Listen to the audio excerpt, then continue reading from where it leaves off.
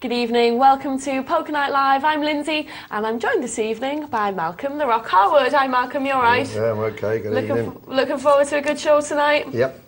Got a good multi-table tournament to watch as usual. Sitting goals and some cash games as well. We're watching live internet poker, real games which are being played online for real stakes by our wonderful viewers, and we'll be watching those games on a short delay, showing you everybody's whole cards, and Malcolm will be giving you a commentary throughout the games. And also we're live and fully interactive, so it's your show, you decide what we talk about tonight, and we really want you to get in touch with us. You can send any questions through to Malcolm, he'll be happy to answer them. Isn't that right? We'll try. There's the text number. You can text the studio 84222. Make sure you put the word poker at the start of your message, 84222. Or you can email, and there's the address. It's poker@pokernightlive.co.uk. And if you want to get any more info about the show, just have a look at our website and the forum on there, www.pokernightlive.co.uk. It's amateur night tonight as well, folks, so whatever you want to ask, even if it's about the basics of poker, just an area of your game that you're having problems with and you'd like to improve on, then get those questions through to us and we'll be answering those throughout the night. Well, Malcolm, would you do the honours and take us around tonight's tables? Okay. First one's a $5 sit and go.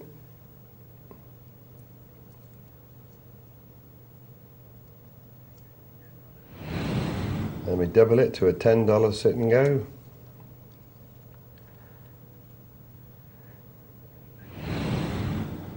And then a 50-cent $1 cash, no limit. A lot of our friends on there.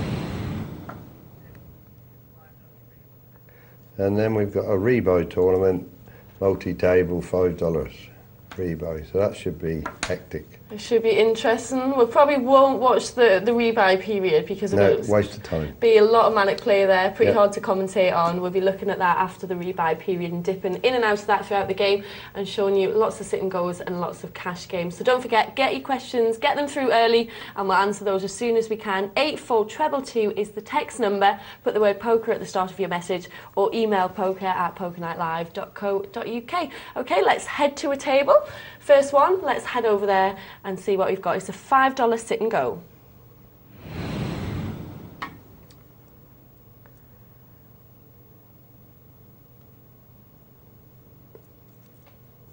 So I don't know any of those players. Oh.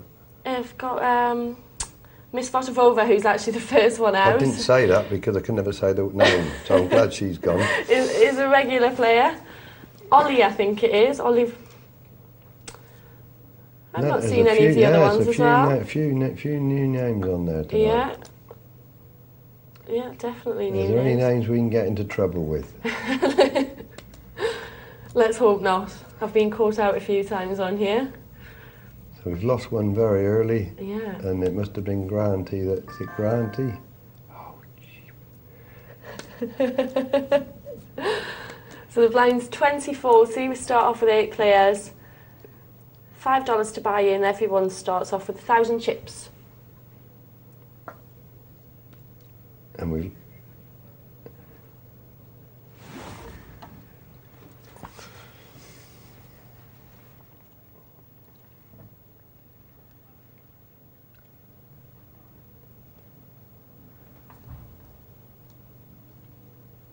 And the blinds, unlike a cash game, will be going up every 10 hands. So quite quick, these tournaments. You're going to see a lot of action very quickly, people trying to accumulate chips. Blinds doubling every 10 hands, forces the action.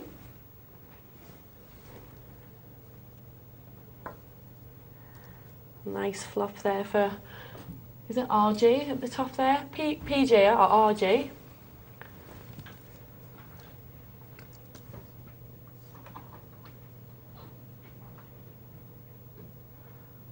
Yeah, job to see that name, isn't it? Yeah. 62, we call him 62.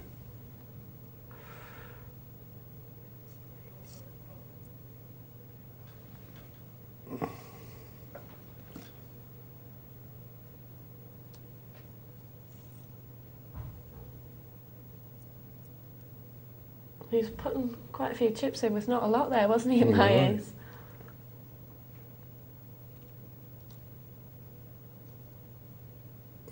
10-8 and the A6 is 10-8's not going to get involved. That's the end of that. If you're going to play with A6, should you be raising with it? Yeah. No future in flat calling with A6.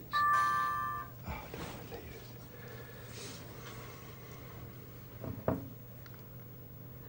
You're a popular man. So hopefully you're going to get a good response from your viewers tonight. We do want you to get in touch with us and get your questions through. Ask anything at all about poker. It's amateur night, so feel free to send your questions 84222 or email poker@pokernightlive.co.uk.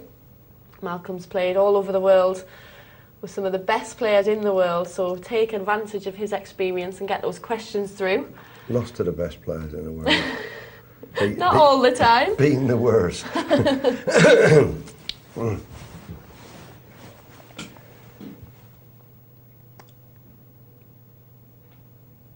That's the end of that part. Hope we'll try and get back into this now. Had a few technical problems. Not by the studio, personal technical problems. Bit of a technophobe. Yeah.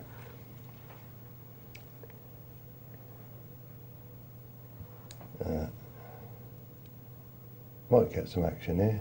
Yep. Should be another re-raise. Do at least 240. He's gone even tougher.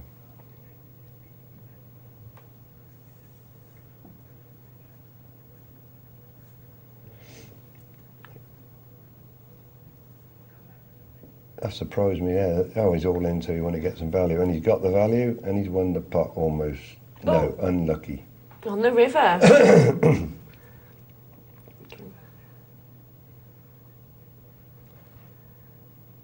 Quite lucky there. Well, that's two on the gone. river, yeah. There we go. We're going to leave that game for just a second. Just got to tell you about Beat the Presenter, which is going to be coming up a bit later on. I had a little victory on Beat the Presenter on Friday, my first one. So we're going to be playing Beat the Presenter from 11 o'clock tonight. I'll be playing online in one of the games there, and we'll be watching that game back at midnight. Malcolm will be seeing if I've improved after last time I worked with you. I didn't do... You must have improved. You've won one. Well, yeah, but now the pressure's on, you see, that's the problem. Once you've won one, you can only go downhill from there, so I'm a bit worried about it. But 11 o'clock, I'll be online playing, and then you'll be able to see how well I do at midnight. So you'll do great. Hopefully. Don't be too harsh on me, though. Back to the game. All right, so we've now got 2 gone, 3 gone. This is fast and furious. 2 of them already in trouble. Oh, the antes are still small, they're okay. There's a lot gone, considering the blinds are only 48, isn't there? Yeah, this is... You managed to finish one of these in half an hour, didn't you? Yeah, 30 minutes, 35 minutes. Yeah, had a wonderful run of cards. One with everything, the worst hand and the best hand. Haven't won since... Oh, I did, I won at Luton. I have had Oh, yes, you're playing the tournament at Luton, did well. Yeah, I won it. It wasn't very many runners. Still a victory. Yeah. So not very much coming out.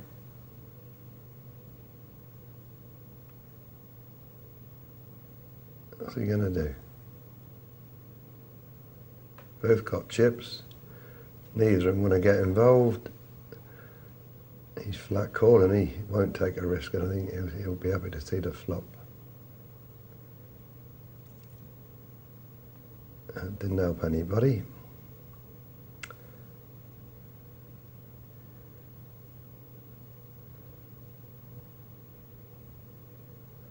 They've got a feeling they'll check this out. Yeah, it's not looking too healthy for Well, anyone. they've both got good chips already. Unless someone puts a bet in, represents the king.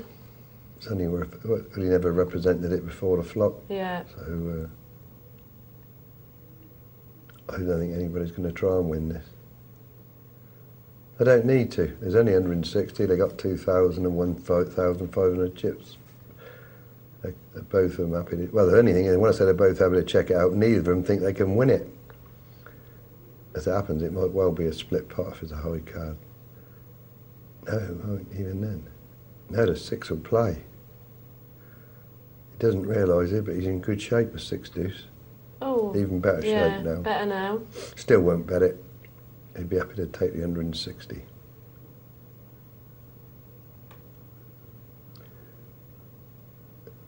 He's definitely not going to try and steal it. He'll check it because there's no value in betting. He can only get, if he gets called, he loses, see? So he'd just be happy to take the 160.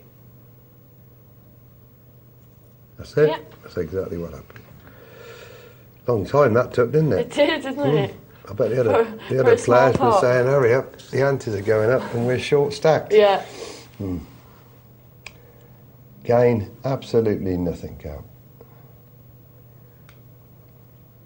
What do you do if you get a run of cards like this where you just sit and get nothing on? Do you sit and wait it out, or do you try and make a little move with something that you wouldn't normally move with? No, if I'm not getting any cards at all and the antes are this small, I can wait. Just wait.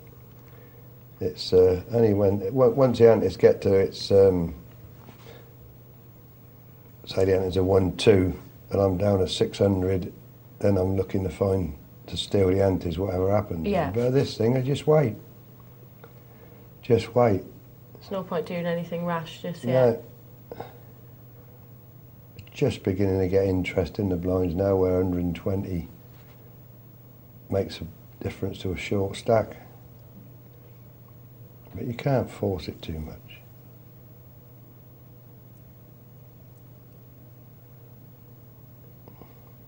I mean, these are so fast and so short, but 30 minutes, if you didn't get a hand, you're going to go broke anyway. Yeah.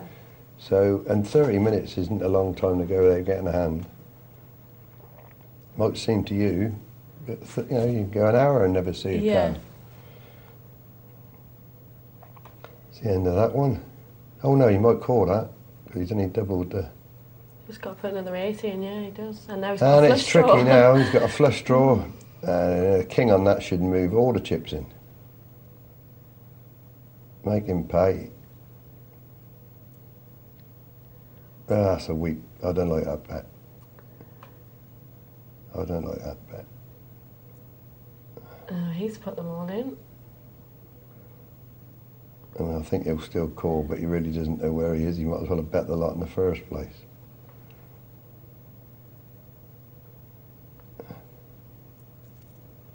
As it happens, he's got away with it. Okay, King's win. Didn't want to see a club. No. Ended up all the money in, but... Do you think if he'd pushed all his chips in after the flop, Bowler would have called the all-in bet then, or would he just... He might have done, he shouldn't have done. Yeah. Because he wasn't getting the right odds. He shouldn't have called. He might have called. He was quite prepared to re-raise him. Yeah. But at least when he re-raised, he had a chance of putting him off the hand. Yeah. And winning it without hitting the flush. I just wasn't very happy the way Tango might play that. He still put all his chips in the end.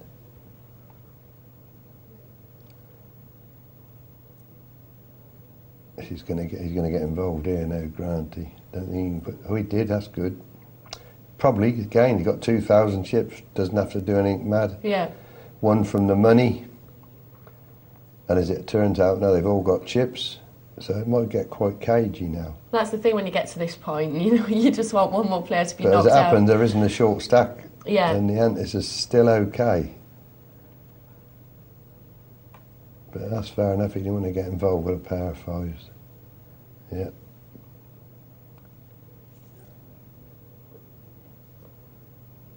Who do you think's going to win? I'm going to go with Boda. And that's not because he's the big star. Of course it is, it's because he's a big stack. It's well, not. I don't like the way Tango might play, so Yeah. I'll have to, and I think the other one's tight. I'm going to take number 62.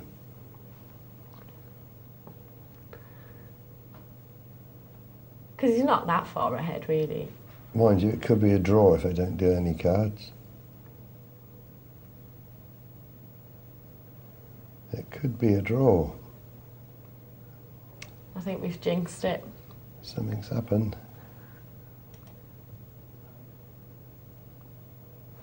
We've got your emails starting to come through as well. If you'd like to put a question to Malcolm, make the most of his vast experience while he's here. Don't ask me why this has stopped.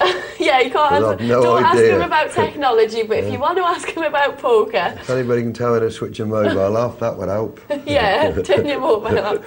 But yeah, get your questions coming through. Anything about poker, nothing about technology would be fine. 84222 is the text number. Just make sure you put the word poker at the start of your message, or email poker@pokernightlive.co.uk. I've got an email off Will, who's first off the mark. He says, hi Lyndsay and Malcolm. I'd just like to know, is it going any better with Malcolm's game? Last time he was on, he was having a bad run. P.S. If Malcolm can have a bad run, there's hope for us all. Take it from me. Don't think you can be good and you can be bad. Everybody gets a bad run, and there's nothing you can do about it except really, sit tight and don't go on tilt, and you'll know that it will end. As it happened, and mine probably came to an end this weekend. I went to a small tournament in Luton and won it. And it does world for your confidence. Yeah. It really makes you feel good. Is that the hardest thing when you're on a bad run, not letting your confidence suffer? Yeah, well, it does. Yeah. I mean, in the end, you're frightened to see a flop because they just keep coming over, the outdraws. But that's the tough part, just to keep going. Yeah. Yeah. This weekend, it was complete opposite. I hit cards all over the place, and when I was badly behind, I hit miracle outdraws.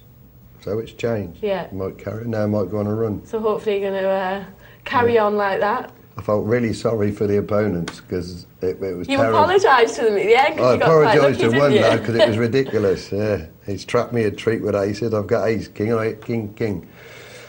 Yeah, that's criminal. Yeah. Well, at least you're a gentleman about it. I know how he feels. Anyway. But it's definitely on the mend. So thanks for your email, Will, and thank you very much. For his concern. He's concerned about you, you see. I hope you don't have a bad run. Yeah, hopefully not. All right, let's head back to another game. Yeah, they put us on a brand new game. Bit of cash now. Cash game, $51. Oh, I've got my friend there, Mouse. He turned up in Birmingham a couple of weeks ago and played in a game that I organised. Very nice man. With a nice hand. But unfortunately, he didn't like smoking. And the card room that I play in, you can smoke. And he didn't like it. Well, it's fair enough. Craven's got the straight there now, though, hasn't he? Yes, I'm afraid this could get very... He's got a flush draw still to get out of it. Though. Yeah. Oh, I think I'd have put a raise in then. Find it where I was. There were some big cards out there, weren't there? So the straight's going to take it. Yep.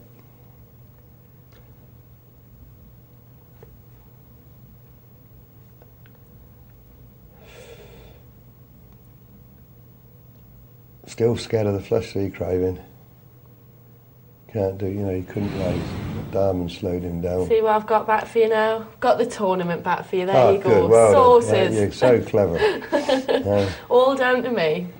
She has to fix my microphone, my earphone, everything. I'm helpless without her. Do all that for you and you still leave your mobile phone on.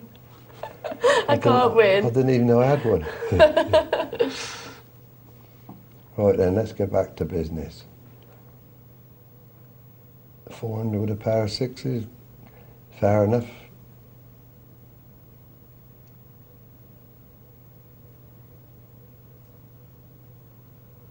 I don't think he's going to call this.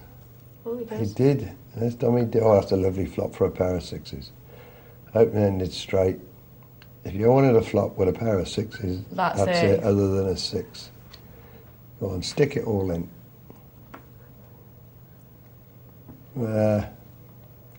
Should I just put it all in? I would have done, but it doesn't make it the same thing. Yeah, that was perfect for him. He was... Yeah. That's my man, you notice. Number 62. He's still behind mine. Yeah. Not for much longer. It's very close. No one's really in there. That's in a state, yeah. That often happens when you get rid of people quickly, then it gets down to 4 and it actually does take a bit of time then. Because everybody's Yeah, got chips. I played one this week where I felt like it was playing four-handed, and I felt like it was just going on forever with 4 people. Yeah. It just seemed to have got down to 4 and then just stayed like that for ages, and everyone was really evenly matched. I enjoyed it though, actually. Is that the one you won? Yeah. Yeah, well, yeah. you would have enjoyed that. And you came back from no chips, apparently. Yeah, I did on Friday. I got very low. Made a bit of a comeback, which makes a change.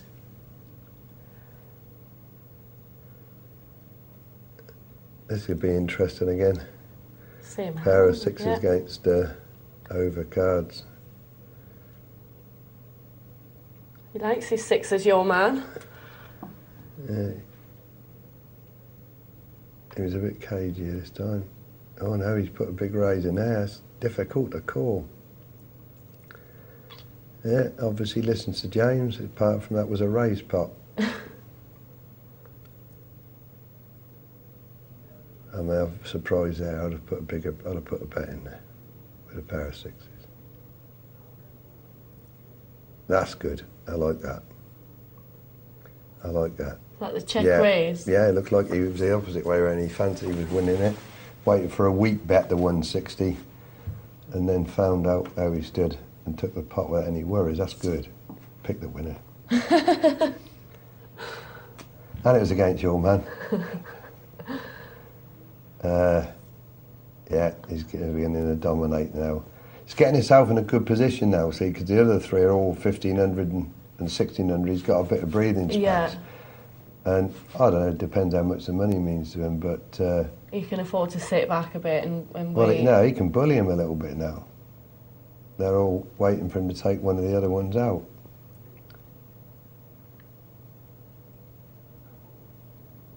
Yeah, he's got a call for 160, I think.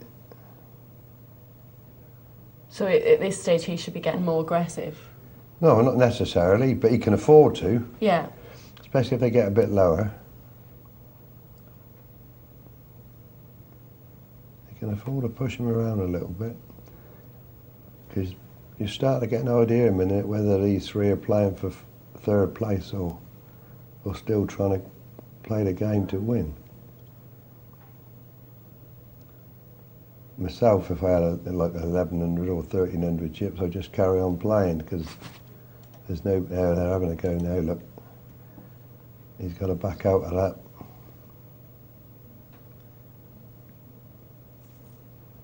So, still all right though, but it's beginning to get dodgy now at 320. Yeah, especially So for Grancy. Yeah. Yeah. I don't know what he might do here. Well, he's pushed him in. That's good, I like that. Good luck to him. Pick the right time. Can't afford to give up the blinds, NT. Yeah. So he's going to make a stand. So that was okay. And he knew he was going to be heads up if he got called, so... Oh, your man's getting the cards now in the top corner there. He doesn't need him. This is going to be good if an ace flops. No, he's not going to get on unless he tries to steal it. No. He's got to bet that. It's just a little bit. No, he hasn't got it. It's not too dangerous. He's only really got to worry about a jack at the moment, but that's okay.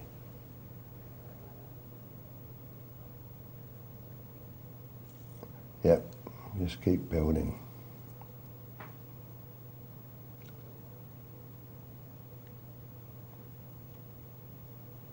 Now he's going to raise here, all right?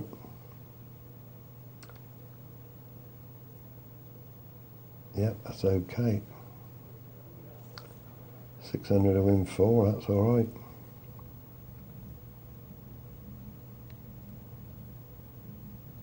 There's some big cards coming out, And isn't there there? is now, yeah.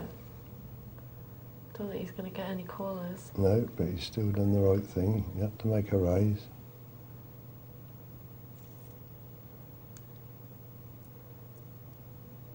And again, you sure you throw him away? This is not That's a replay. unusual, isn't it? To get them Doesn't twice. happen very often. Goodness.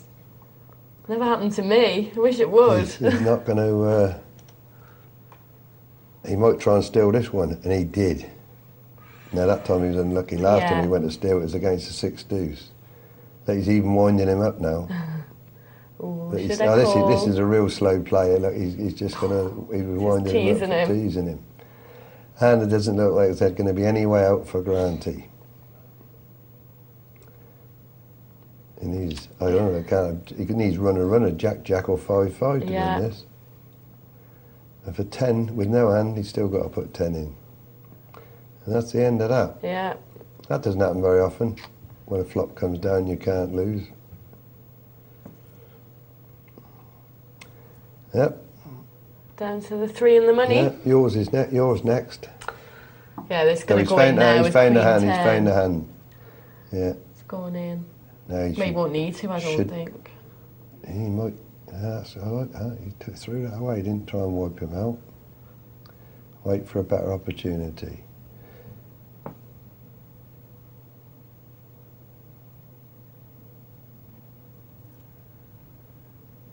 Yeah, strong play. Big card and ace, 3-handed. Very surprised if Tango Mike takes him on with this. He likes to have a think about it, Tango Man. He might be playing 6 tables. Yeah. He's called again. He makes some brave calls. Gee, but that's a hell of a flop for ace deuce. Especially the... I mean, you don't want to be called when you've got ace deuce, but that's a beautiful flop. And he's got the flush draw as well. Yeah. And he's going nowhere with this. Oh, that's good. I like that. That was chips given away. And maybe you should take him on with that. Yeah, that's okay. Got it anyway. Got another big hand. I think Boja there's going to have to put his chips in now. No, he won't if they get involved. I promise you, if 62 raises, this one will pass and hope that he takes 8 Tango Mike. He'll keep out of it. That's what I think. He'll keep out of it, hope they get involved. Yeah. And then he can move up to second. Yeah, move up the money, but yeah, you're right. You know, he might have the needle having lost the last 2 to him. He's in real trouble if he calls. He might realise now that second place is in jeopardy if he calls this. Yeah. Yeah, they know what they're doing. So he's still got one more go. Yeah. Even he's thinking about the placings there, putting that down, isn't he? Yeah, he was hoping that they get involved. But now he's got no choice now. King's as good as he's going to get even the next hand. Unfortunately, he's dominated. He might flat call here and try and take him out. No, he just left it to him. 3, he's in front. And he's still in front. And he's still in front. So he survived. Lives to see another day. Yeah, tripled up. He's a trooper. The trouble is he's got 640 blind, but he's found a hand again. Now. And he's going to set him in too.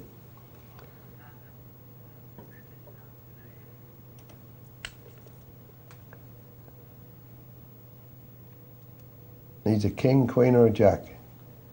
Or a 5. Or a 10. Oh. Well, yours is gone. Yeah, Boja goes down to heads up. And look at it. God, some cards coming out here, isn't there, eh? That's the hand that took him out. And this is the hand that's going to take Tango. No. It's got a big lead now. And he's even, and this is all going to go in this time.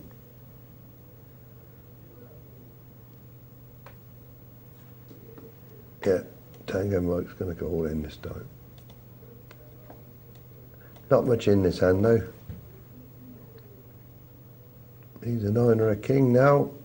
This is a real easy. Is it going to be? Yep. Nice easy win for 62. Never had to bother. Yeah, you can just tell the way he was looking, the look in his eyes that he was determined. By the look in his eyes, and that's how you decided you were taking him.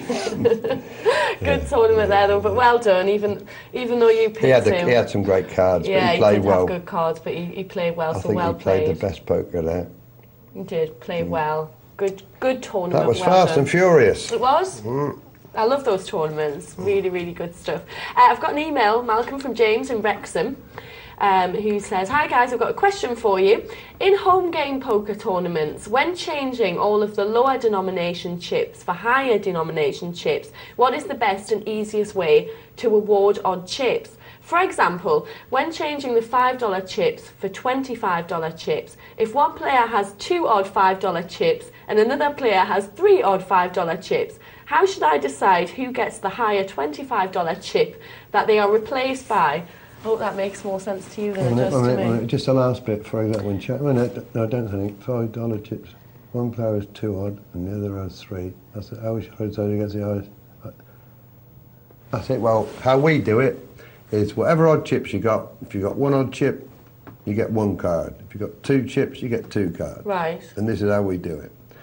If there's 6 people have all got odd chips, right, you deal out the cards to each person, number of cards to how many chips they've got. Bring all the chips in, put the piles up. Yeah. If you're turning them into 25s and there's 60, that's the same as 3 25s. Right. And you give 25 to the guy with the highest card, 25 to the next, and 25 to the next. And that's fair. We don't give all the chips to the one with a high card. Right. So in the case that he's said there, you give 2 cards to the guy with 2 chips, 3 cards to the one highest card takes the pony chip. And that makes it fair. That's what I think is the fairest way, and that's what the casinos do in the Midlands where I am now. Right. Okay. I hope that's helped you out, James. Thank you very much for your email. If you've got any questions for Malcolm, please get them through to us. We're live here in the studio, so you can text us. 84222 is our text number. Put the word poker at the start of your message. There's the number on your screen, 84222.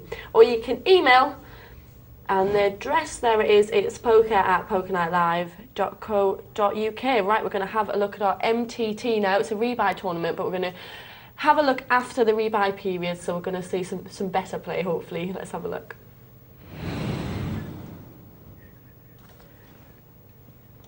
Right, so it's $5 rebuy multi-table tournament. The rebuy period was for an hour, $5 to rebuy.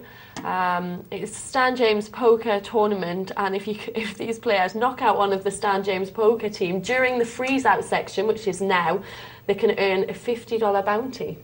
This isn't the freeze-out section. It only counts after the rebuys. The freeze-out section is after the rebuy. Right, right. At the end, this is the end of the rebuys, yeah. If they knocked him out, he could come back in again, cost Stan James a fortune, wouldn't he? He got knocked out 10 times. Keep coming back. So it's after the rebuys. Right. So we started with 41 players, 6 tables. The blinds are going up every 12 minutes. Fast and furious. Yeah, it is very quick, isn't it? We've got 33 runners left now, so we have lost a few. And the big stack is on this table. And have the rebuys finished? Yes, yeah, they have. So we've got... And we got any idea what the average chips are? Well, the big stack is PUFC boy there. I'm not sure what the average is, see if I can find that out. But that's the big stack. Total prize pool of $595, and the top 5 places are paid. First prize gets $238. 125. If they start with 1,000 chips, there's about 125,000 on there. Ford, how many? Okay. Yep, I'll agree with that. What's the average stack? 4,500. Right. So we're on the main table, and as it turns out, only 2 of them are below average. Yeah.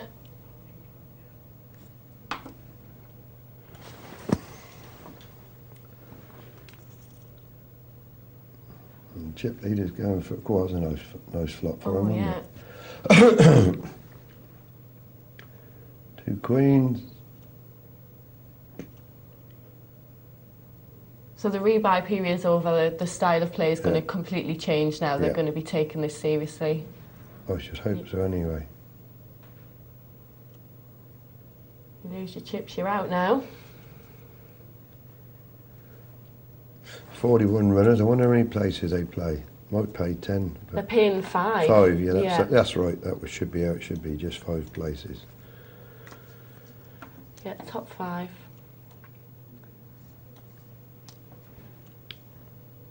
So if you're a bit short stacked, there's no point in hanging about at the moment.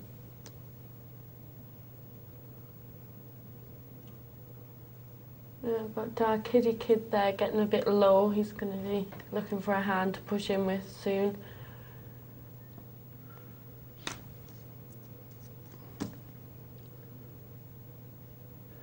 Well, to get down to the last 5 and in the money, you're going to need 25,000 of the average chips.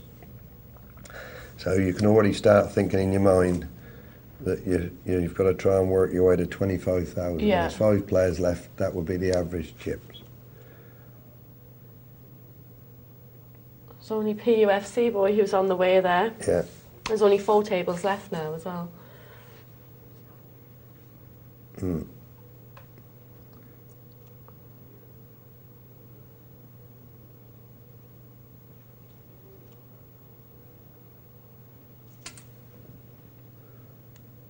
It might be tricky now for Penn. What's his name? Penny, 4th? Penny, I 4H. think, is it? Penny. 4H. No? Can't see it properly. Penny 4H, yeah. Yeah. It's always the one in the top corner that's hard to I read know. because the line goes right through it. They're all hard for me to read, I promise you. Do you want me to move it closer for you?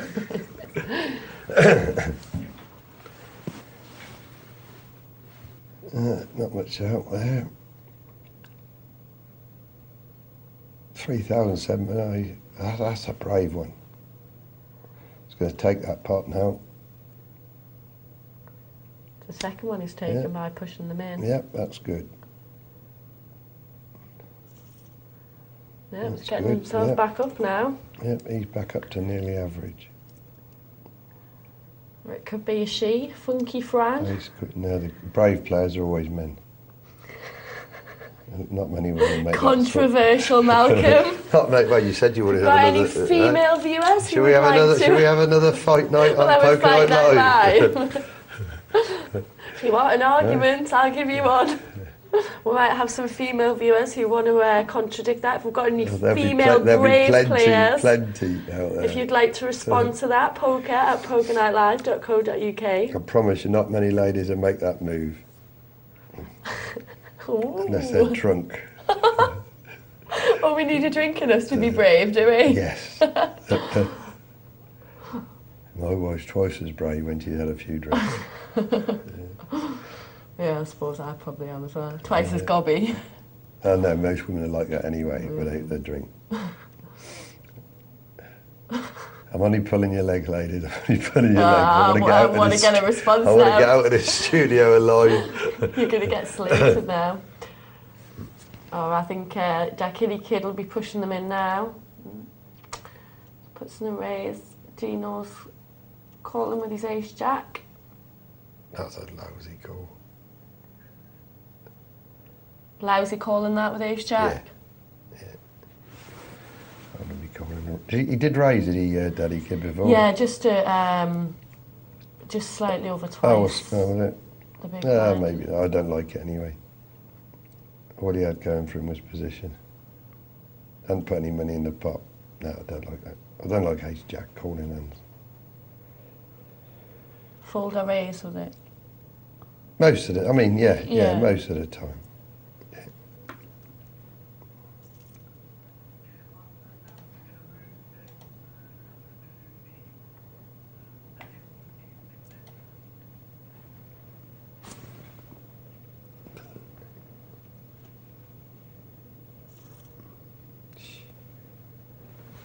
That biggie. Alright, we're going to head to a different table now. Still without MTT, 4 tables left. Let's have a look and see how Now some we've of the got a other... good player on here. Who farted?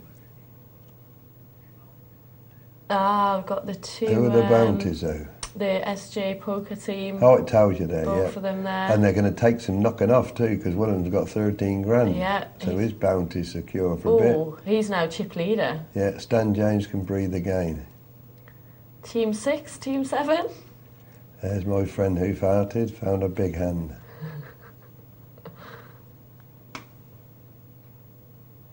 And not, oh, he got action from a short. Oh, that was incredible. Can't believe that. Guy mini raises in early position, good player, and you want to get busy with ace-5. Who farted, never going to put 300 in first position with a hand that you can't call a re-raise. Bad play on that guy's part. Put him out the tournament. Yeah, it deserves to be. Learned the lesson, hopefully. Yeah. Well, as it turns out, there's nobody on this table, apart from who farted, who can take out the bounties.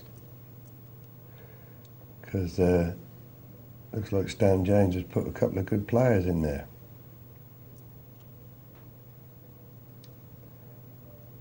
But it's best to forget, unless it's a very big bounty. I don't know what the bounty is on them. $50. $50? Yeah. $600 comp. Yeah, it's worth winning. Because the buying on this was only $5. Yeah, so it's worth it, isn't it? Yeah, if I was short of chips and a bounty was short of chips, I'd think I'd take a shot at the 50. Because you get two ways, you can win the bounty and double your chips. Alright, what have we got here? Pair of tens. Yep, they're dominating this table. The two SJs. King, Jack, King, Queen. Yeah, might be a collision here. He's going to raise. At least 600. 800, that's all right. King Jack's just going to take him on unless he's been told to protect the money. It just calls it. Yeah, that's okay. And a perfect flop. Top pair and a flush draw. Yeah. Oh, I don't think you can call that, can he? It's too Not much. 1800. He can afford to put it away once. He's still got enough chips to play. He's going to have to. He's hit nothing. Oh, he's called it. Not very clever. And we lose Caston. And now the two bounty players have got even stronger. Yeah. Now there's nobody can take them out on that table.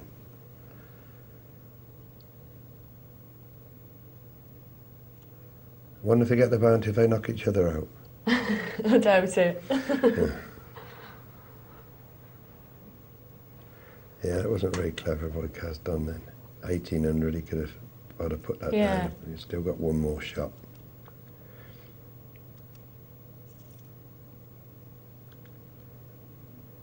Right.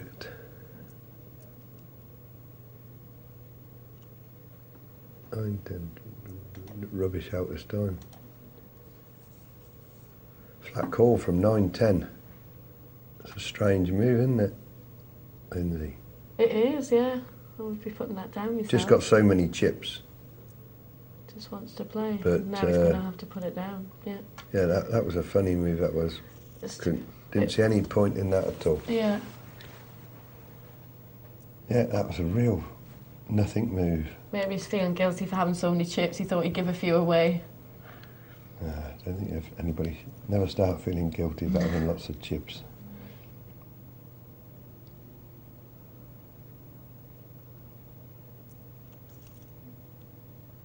Very cagey again. No, you could lose this now to a bet. Yep. Yeah. Still called. Still called, but didn't know where he was. Look how he got away with it. Trip threes with ace king. Anyway, didn't know where he was. Yep, survived. No problem. Down to 20 runners now. So they're getting near the money. I'll leave the bouncy players for a bit, have a look at another table. And on hit, is this the other table? This is the other table. This is then? another one, yeah. So, apart from Dowboy, it's the bounty players that have got all the chips. Yeah. There's one on this table as well, actually. We just put down the 7-3. 4,500 though, he's not doing as well as the other two boys.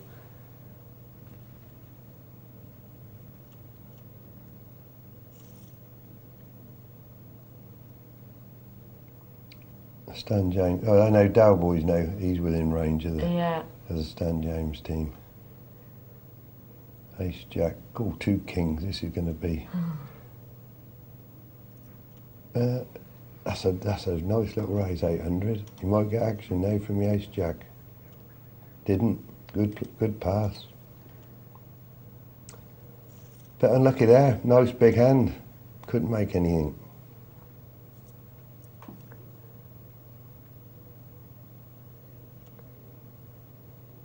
Nothing out this time.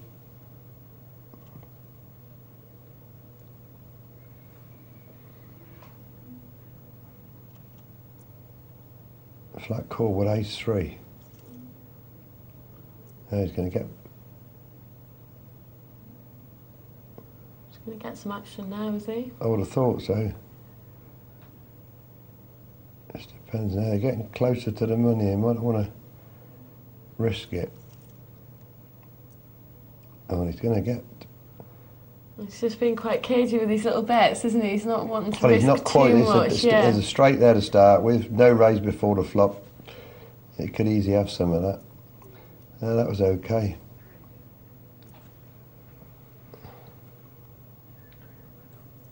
Dalboy's found a big hand again.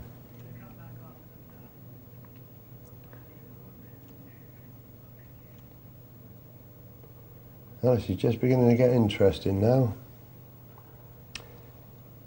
Good flop for a pair of jacks.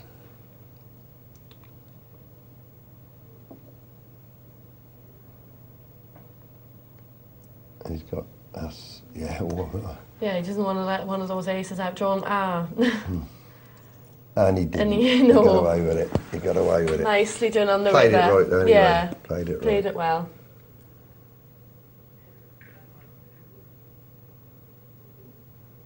Come back from that tournament, leave Yeah, it that for a looked bit. quite good. Lot of action. Yeah, good stuff. We'll go back to that, don't worry. We'll be going back to that and see how that concludes. I've got an email from a Pompey fan who says, I was just thinking, say I was to be in a late position and had cards that people in early position would most likely fold, such as 8-9 or 9-10. Would it be a good move if there had been no raises before to try raising and hoping that either everyone else folds or you hit something spectacular on the flop? Or would this be a situation that I don't want to get myself into? Also, what's the best table to start at? Cash, sit and go, or MTT? I've been dipping in and out of them and cashed in on most of them. What would be the best one to have a go at focusing on and building up a sound set of poker knowledge? And he says, how is your team going to cope now Shearer's gone, Lyndsay? I don't want to hear. Hopefully Pompey will show your rivals how to play football like you did at the weekend. Yes, great result for Newcastle against Sunderland, 4-1. Although I did have a bet on them to beat them 3-1, which obviously didn't come off. But yeah, Shearer, sad way to go out. Yeah, a bit disappointing. I wouldn't have thought 4-1 was a great result against Sunderland. I would have thought 8-1 would have been. Well, we did better than Man reason. United did against them, didn't we? They were feeling sorry for him, weren't they? Pompey fan, yeah, well, I like Pompey fans anyway, because they do support their team well. Now he's asking what's the best game to focus on. And, well, assuming that you're just beginning to play on the internet, I think sit and goes, you can't get into too much damage. You get a feel of the computer, a feel of how things are going. I think with the cash games, if you're inexperienced, you've really got to take your time and start off quite slowly. But if you can beat the sit and goes, it'll show you've got a grasp of the game. If you can't beat the sit and goes, you're more than likely going to certainly struggle in the cash. Yeah. Because I know quite a few people that can make money at sit and goes, but they can't. Because you've got to be able to grind it out. They can't beat the cash. Okay. So you'd suggest low low stakes sit and goes. You say you're winning at everything. In that case, just keep mixing it up. We'll come back to your email, Pompey fan. We're going to head to the poker news now and take a short break, but we'll answer the first part of your email after the break. So stick around and we'll see you very soon.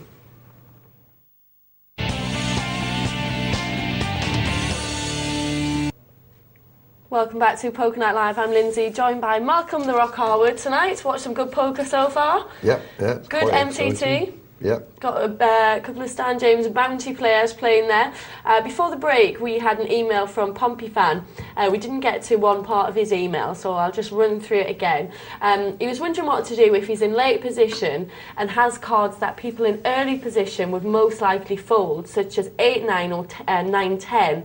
And he says, would it be a good move if there had been no raises before to try raising and hoping that either everyone else folds or you hit something spectacular on the flop? Or would this be a situation that he just doesn't want to get into? Well, the first thing, it's going to be very difficult to hit anything spectacular on the flop if you're assuming that the people that have folded before have folded your cards. Yeah. They're not going to be live. So you're not going to find anything spectacular. If everybody's been passing the cards that you think you hold, nothing wrong in trying to steal the pot, but the other part of the argument just doesn't hold water. Yeah. So it should just be folding them. Yeah, just fold them. But thank you for your email, and I hope you get a good result tomorrow, Pompey fan. I've got an email from absolutely no idea how to pronounce it, I have to be honest. It looks like a Welsh name. I'll give it a shot. Ridwefi Fwydefi. Any ideas, Malcolm? That's perfect. That'll do. And he says, hi Malcolm, I was wondering if you'd give me some advice. I've just moved into real money games and I can't seem to win. Do you think I should go back to play chips or keep trying in the real money games? And he says, by the way, I agree with you. All great poker players are men. Ooh, that's not nice. And that's coming from a woman. No man could have that name. He's got no right to talk about anyone with a name like that, goodness me. You've moved into real money, or you? He has just moved into real money, but he's not winning. So you've moved from play money to real money, and you've done nothing else in between. Obviously, no sit and goes or anything, which I still think are the right things to get yourself into it. You're not winning. Well, you probably play money. It's just play money can't teach you anything about playing poker. All it can do is teach you how to use a computer, where to pass and fold buttons are. But the way play money is played has got no relation to the cash games whatsoever. Just completely different kettle of fish altogether. The first thing you should do is get yourself a couple of good books, and the best one to get is Harrington's, and read it and digest that. That might give you an idea of how to start off playing the games. You don't say what cash games you're playing in. If you're starting off, keep clear of Omaha, high, low, 7 cards, stud, and all those games, because you need a lot of experience to play them. Hold'em is the simplest game to actually learn. It's probably the hardest game to learn to play well. But I think you're just inexperienced and you're just going straight into cash games when you've really got probably no understanding of it, no knowledge, and you're basing it on your play money experience, and that's not good enough. Get yourself a couple of books. Read the books. And then maybe start with some really low play stakes very, tournaments. very low. And again, that's probably a little bit closer to play money. But some of these small cash games, they play tough. There's a lot of money passed around, isn't there? And, they look small stakes, but certainly a good place to learn. But when you say you can't beat it, I've gone a couple of weeks sometimes and I can't beat the game. So it doesn't mean to say that you're playing badly. You might just not be being very lucky. But play money to real money, it's quite a big jump. Right. But thanks for your email anyway, and good luck with it. You have to pay to learn. That's it. Right, this one is from Bradley. Bradley W, who says, I just made it to the last 15 in a 6,000 player free roll. Well done. And he says, should I be proud of the achievement or take the view that it's only a free roll? You should be very proud of the achievement. To get through 6,000 players in any game, you've got to either been lucky, but you've got to have stuck at it, so you should be very pleased and very proud. And if it's a free roll, so what? Does it make any difference? It's just as tough to get through a free roll as it is one when it's real money. In fact, tougher sometimes, because they play so crazy. Now, I'll be very pleased if I manage to beat over 5,000 players, wouldn't you? Definitely. I mean, you have a job to beat 8, don't you? Thanks, Malcolm. Say it as it is, why don't you? I'm only saying that now because we're having a problem getting you onto a table. Nobody wants to play with you. Nobody wants to play with you after your last victory. Hopefully we'll sort it out soon. But Bradley, I hope that's the answer you want. And maybe that could be an idea for the player with the really hard name from Wales. could try playing some free rolls. Well, he's only going to be playing free roll comps, and Yeah. he seemed to want to play cash. Cash and there's games, just so yeah. much difference. Yeah. You know. It's a different ball game, cash. Okay, but thanks for your emails. If you've got any questions at all, then please do send them through to us. Take advantage of having Malcolm here and get those questions in. You can text us, there's the number, it's 84222, put the word poker at the start of your message, or you can email, and there's the address, it's poker@pokernightlive.co.uk, and don't worry if you think your questions about something very basic or quite simple, just get them through. It's amateur night, so hopefully we want to help some new players improve their game as well as help some of our more experienced players. Okay, we're going to head over to a table. It's one of our MTT tables, which we saw some good action on before the break. So unless they've held it back, we should be on to the final, probably. That looks like the final. With all those chips, no, 33, 66, 70. No, it's not the final. There's another table with a few runners.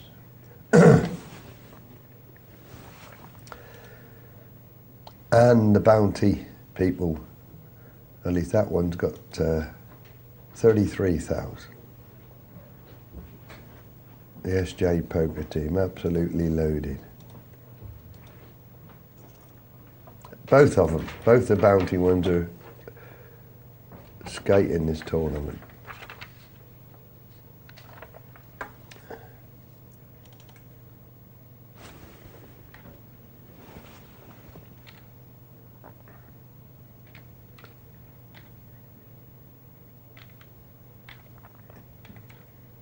No, he's not going to do anything here, surely. It's taken a long time to pass.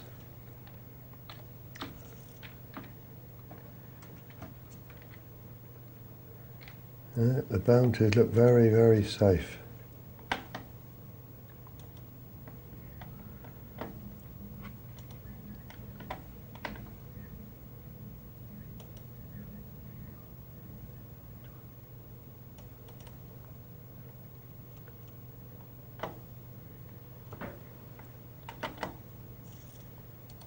Thought he might have tried a little raise in. All rubbish.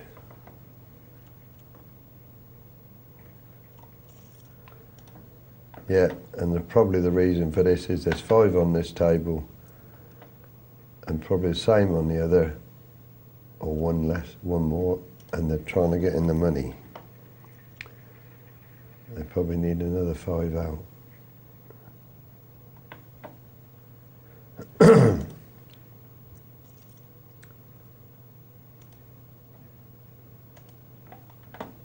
That's a nice flop for the ace-4, considering he was dominated by the ace-queen.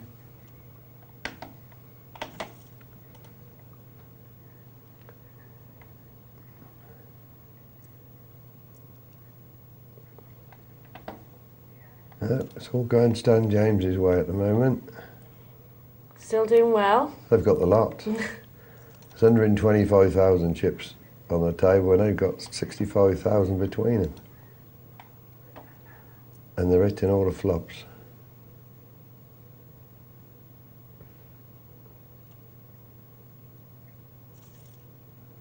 There's not a lot they can do either.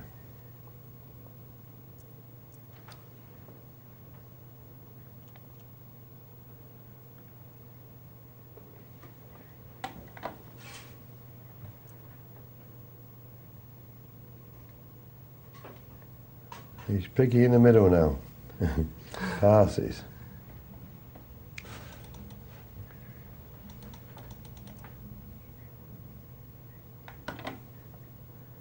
Not gonna go.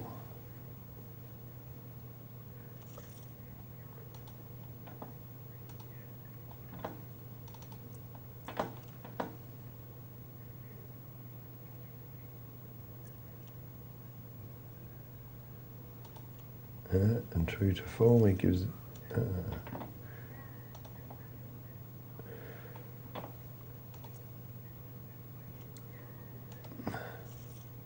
The richer are getting richer.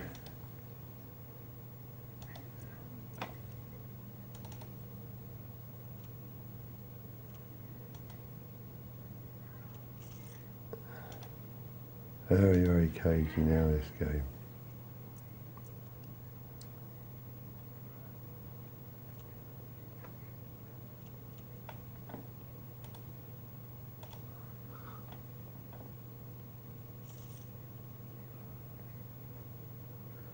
And they got 70,000.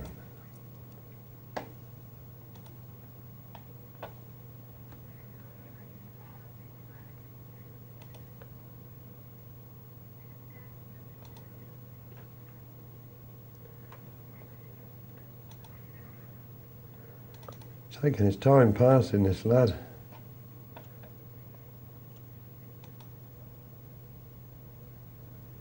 And ace four's got to make some move on the pot. Yeah, it's a nice big raise. Double the combined blinds, that's okay. He's not going to get called. Yep, the two SJ players are taking their time, whether or not it's because they've got a lot of chips and they're trying to slow it up and make the antes go up quicker, which will put the small stacks in more trouble. Could be the reason they're slowing it down. Just trying to get involved in a Beat the Presenter game now. There's some system problems. Apparently they're being worked on at the moment, so hopefully they'll sort it out pretty quickly. We can get involved in a game. Yeah, we got Houston working on it.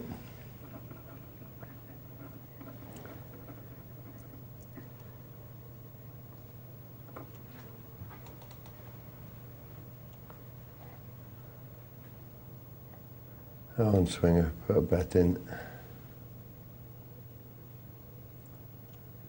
You got to start playing sooner or later with 4,000 chips. I'd want to play Queen 10 then. And you didn't know it, but you're in good shape. Nothing special coming out here, which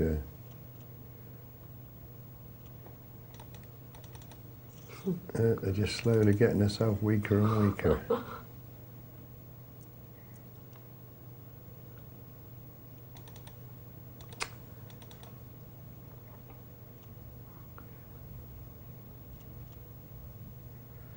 Yep. They're chipping away, these two SJ poker team players, without any risk at all to their stacks. This is another one they're going to take. I'm just looking at the. Oh, right. It looks like. These swingers made a hand. Looks like I've managed to buy in.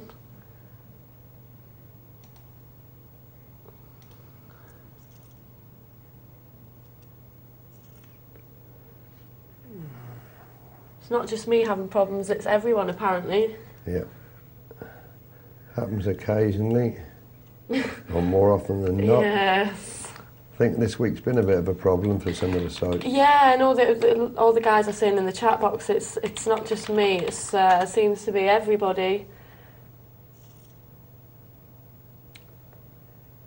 Well, they're fighting back a little bit now, these players.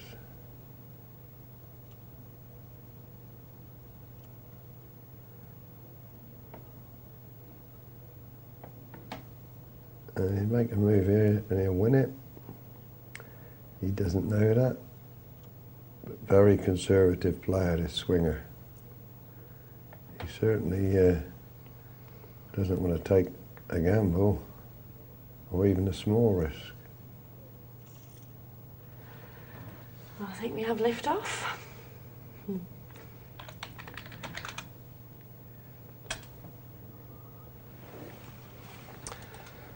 Well, Lyndsay's now playing her sit and go or single table satellite and trying to do a double. Well, that might be too much to ask. And apparently she's dedicated this one to Alan Shearer. Yes, bless him. I'm sure he'll be thrilled. Bless him. Hope I have more luck than him. More luck, he's a millionaire. How much luck do you need?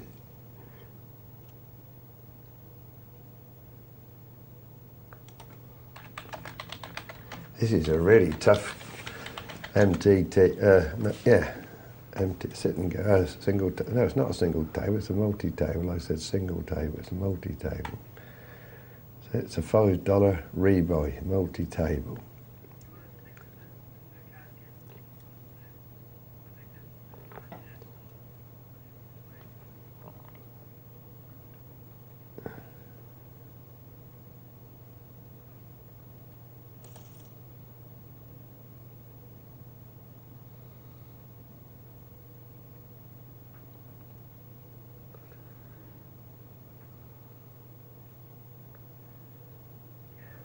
That's it. Final table. So they're 5 from the money. And Goldie Hill 2 has got a shot at the bounties. The rest of them are in... Oh, and PUFC boy, chip leader 52,000. Now he could have a shot at some of the bounties. That's Bradley W who sent the email in just before that we read out. What was the email that he was... About the play money. Oh, he was the guy that had been playing play money, couldn't win real money. Yeah, But it looks like you found what you're good at. Yes. MTTs. Seems to be doing all right. No, he's not doing all right, unfortunately. At the moment, he's in he got a real problem to getting the money here. He's only playing 5 places. He's way behind average. It's got to be around 12,000 average chips. So he's got to make a move now before it gets back round to him. Ace Jack against a pair of 9s and a pair of 7s. If a pair of 7s calls, which is now he's jeepers. He really could do with it in an ace or a jack. That'd be a nice pot for him. But at the moment the 9s are good. Really surprised the 9s didn't put a bet in there. Then he got to worry about a queen. Must be under strict orders not to lose his bounty. Yep. And 1 more hits a deck. Come on, Bradley, you need 4 more to go. You can't do anything about that. And there's a 5 and a 1,000. You just got enough for 3 more rounds.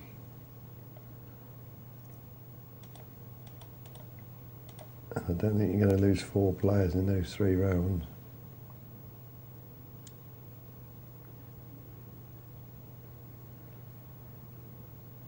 Oh, I beg your pardon, there was 8 in the final, not 10. I'm used to playing 10. There's only 7, you need 2 more.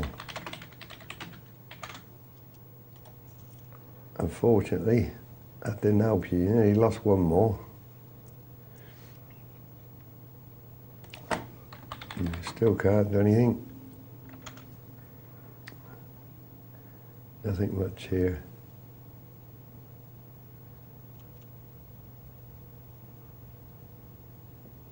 Pretty early, that's good pass. That was a bit too early position to take off with Queen Jack. Yeah, just a nice weak flat call when he could have took it.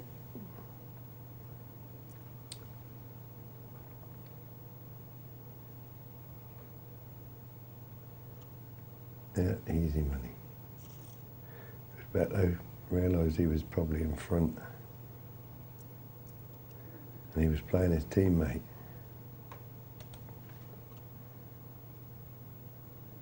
Poor old Bradley's suffering here.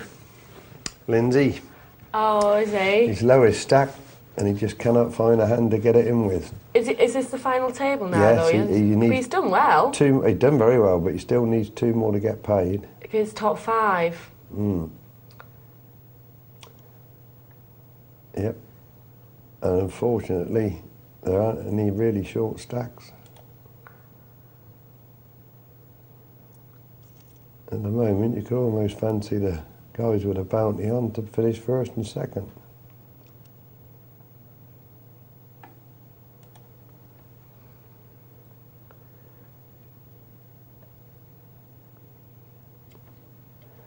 First one to bet this will win it. No. So the ace wins the pot if there's no betting. Yeah, even put the bet in to make sure.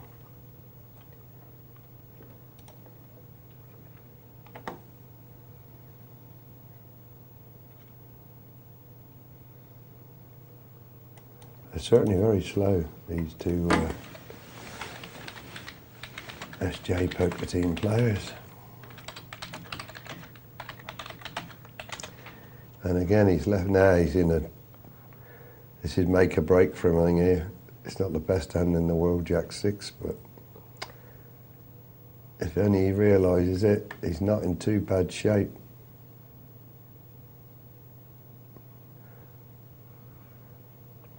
Don't think he can give this up now. 3,500 in there. I think he's got to go for it. He should have pretty live cards. No, I don't like that. Bradley, it's not much of a hand, but you just got to play now. You're not going to get a penny out of this.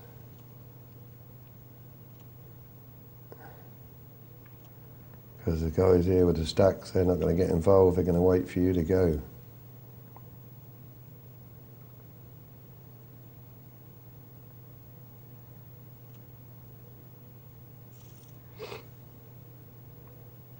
You've given yourself one more round, but you're going to get called now, whatever you do.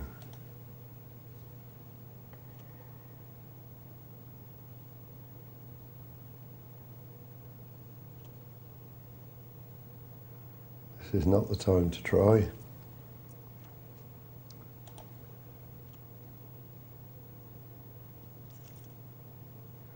It wouldn't have been so bad, though.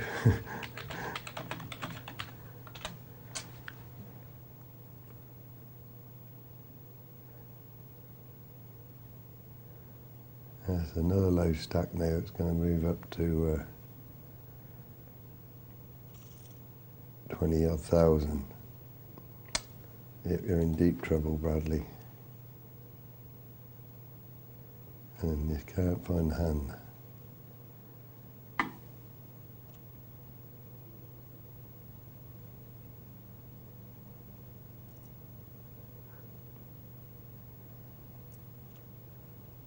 Mm, 2,000, that was a nothing sort of bet, really. Might as well have passed. But the ace is still in front, and the 3 outs will have slowed everybody down. He's got away with it on the end with a 10.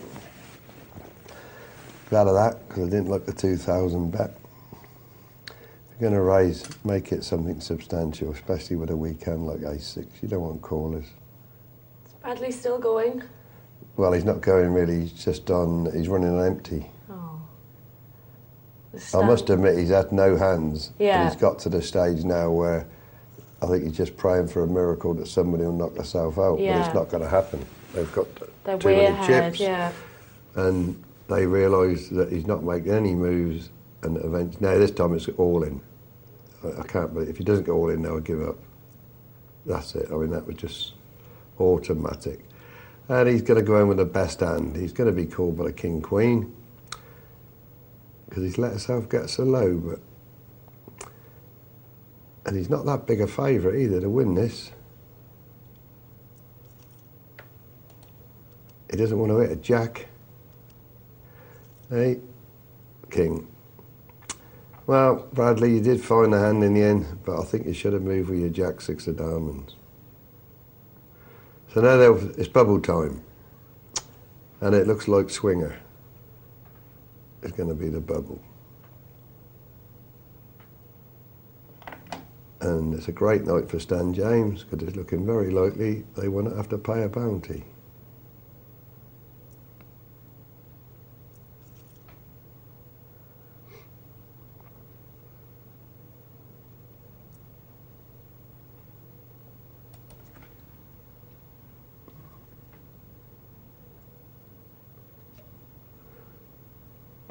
Another strange bet. It's going to win the pot though.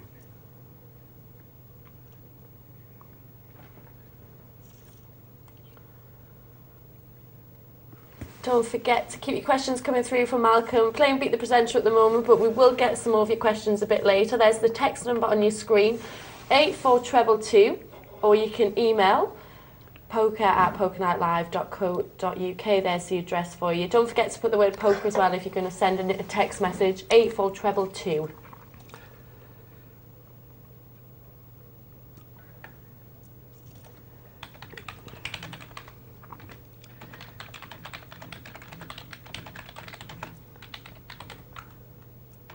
Oh my God.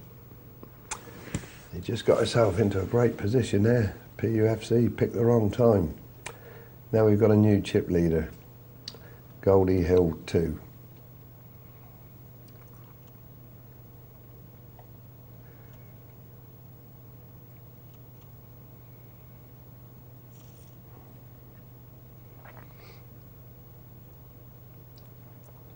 And it's still, actually, it's quite a lot of playing. It's 600, 1200.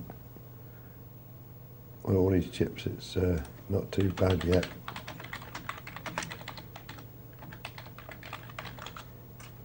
Poor old Swinger's struggling as well now, can't find a hand. And he better not pick this time to raise. Yep.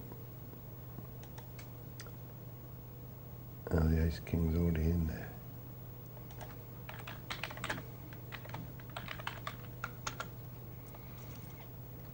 And we've got a clash of the two bounty players.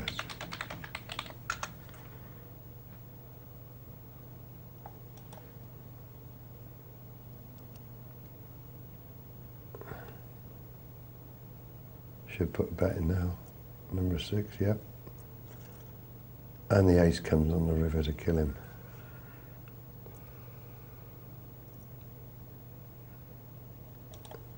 That was a waste of 1200, that was.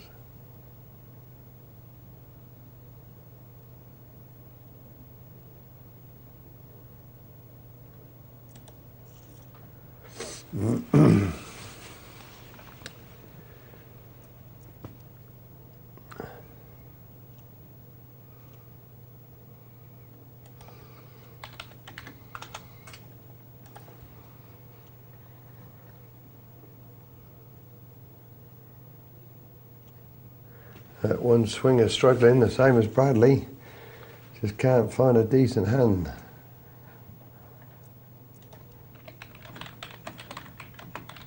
Well, he's going to have to push sooner or later.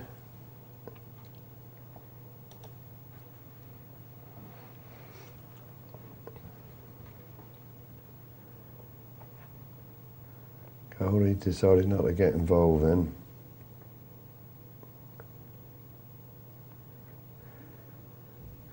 We're getting the two Stan James poker team playing each other quite a lot, really. Good flop for the ace-5.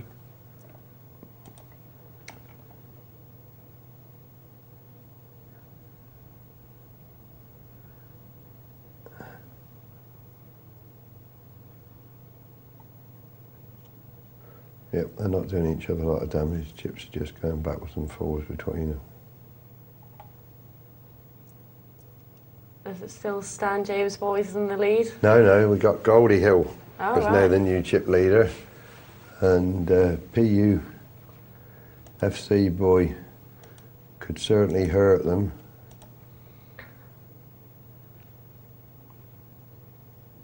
Let's raise this and hit.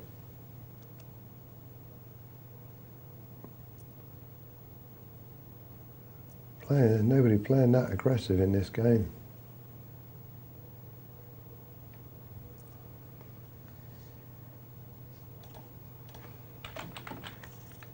That's amazing.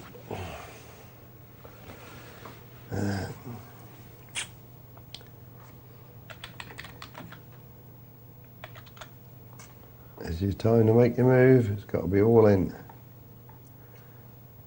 Yep. And you're lucky, at least you're lucky at the moment, the right person's taking you on. Well done. That gives you a bit more breathing space. And again. Oh, I don't like that, 2,400. Put a decent raise in. You don't really want to call it with a pair of jacks. At least not that cheap. As it turns out, it could save you money. It made it so cheap that everybody's tempted to call this. But now you might well get, yeah. And that's perfect for you. 3 jacks again, perfect flop. You're going to get raised here, I think. Yep, this is brilliant for Swinger. Swinger's come from the dead to comfortable now, 26,000. Yep, it came out that well. Jason's going to have to struggle. And Jason's going all in here. And I think having just won a couple of pots and got out of trouble, Swinger might well put this down. It just shows you how much I know. And he's done very well, he's won that as well. 3 pots in a row for Swinger. It's come from nowhere to bang in with the mix, and that's the money. They're in the money. And it was $600 total prize money, so I should imagine that's not too bad. Swinger's really hitting a rush now.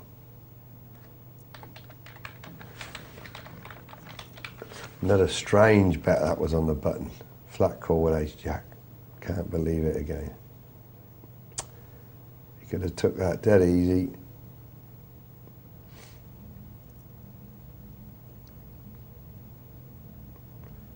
Do not understand that one, Swinger.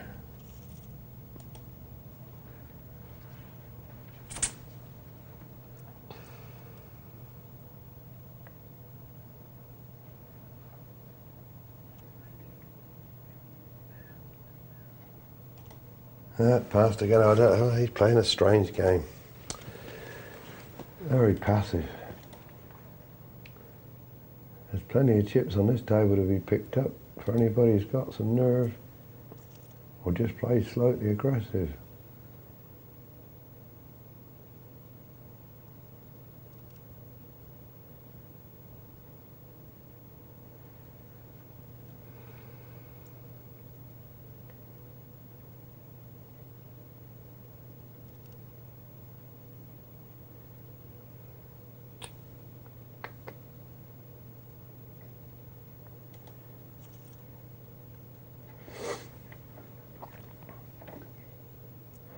They're all pretty even now. There's not that much in between any of them.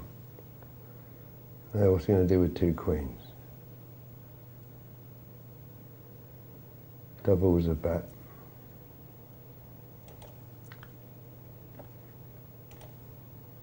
And straight surprising, he gets called by king 3.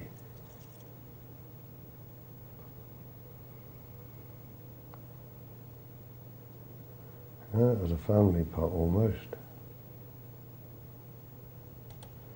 You got to put a deep. That's a terrible bet again. That was 1,200. Jeepers.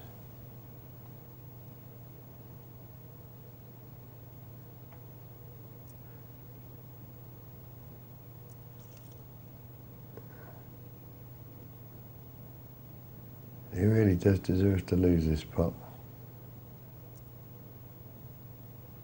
3-6. You're going to get away with it, probably.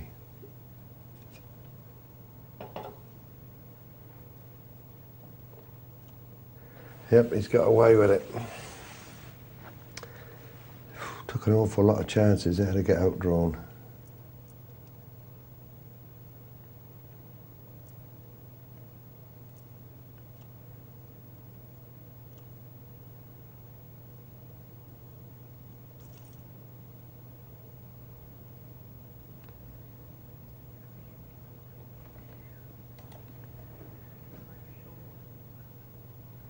Team 6 going to do? Yep, minimum bet. Can't get a penny.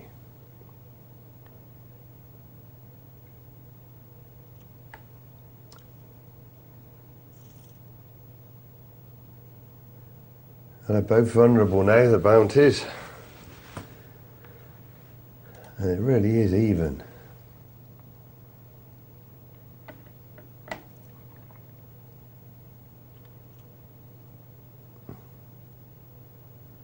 Goldhill picks up the blinds.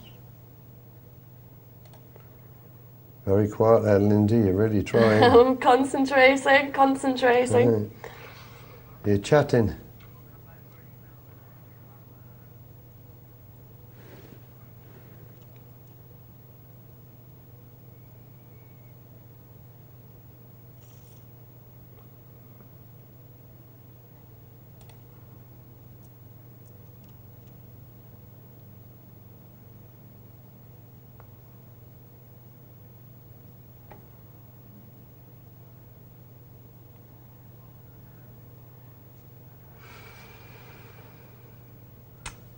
Yeah, still very slow.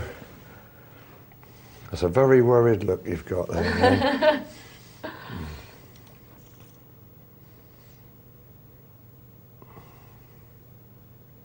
Still in.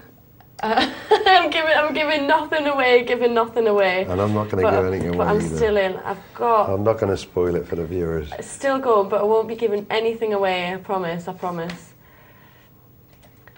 Got a quick email though for you, Malcolm, from Steve. He says he's a super aggressive player, but he doesn't win very often. And he's been told it's because he's not using controlled aggression. And he wants to know what the difference is. Well, controlled aggression is exactly what it says, that you pick the spot to become aggressive. You see the weakness and then you become aggressive. Just being super aggressive just means going all in, all in, all in. Yeah. But it doesn't take long for people to catch on exactly what you're doing, and they're going to sit and wait for you. You've got to mix your game up. If you're just super aggressive all the time, you've only got one style of playing. Anybody that plays with just one style will soon go through. Yeah. Simple as that. You've got to mix it up a bit more. But that's the difference between controlled and whatever you said you were, super aggressive. Super aggressive, yeah. Poker's all about control, self-control, and controlling the game. So that's a big difference. That's it. Hope that's helped you out, Steve. If you've got any questions, you want to send them through to Malcolm, then you can keep them coming through. 84222 is the text number. There it is on your screen, 84222. Put the word poker at the start of your message, don't forget. Or you can email, and the address is poker@pokernightlive.co.uk.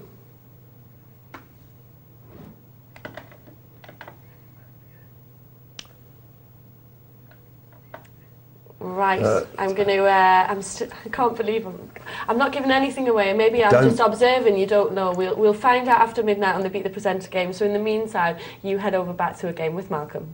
I've just had a quick glance. I think there's only 10,000 chips on the, or 8,000 chips on those single table satellites, and you got 23,000. So I don't know which game you're playing in. All right, here we go now. And nothing's changed. All apart from Stan James 6, since we left, has now become the low stack. They never really did stamp their authority on a game when they had chips and other people were short, and now I think they may be beginning to pay the penalty, because the other three guys have got more chips than them and might be looking for the extra $50. Earlier on, everybody was passing to the Stan James team. Now it seems to have switched around completely. That's a very, very big bet. But it worked. It just gradually taken it. Oh, I can understand probably why he made the big bet. He was hoping to get heads up with Team 6 and have a shot at the $50. That was probably why I thought you have a shot at him in one go.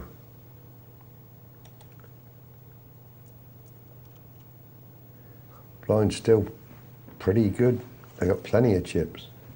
Plenty of chips. It really is a good, I'll tell you, it's a great structure for this tournament. You can certainly play the game.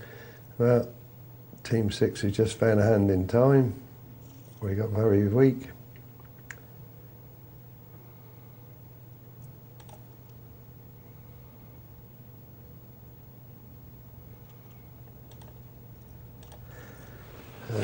I can't really, I wouldn't like to pick a player that can win this.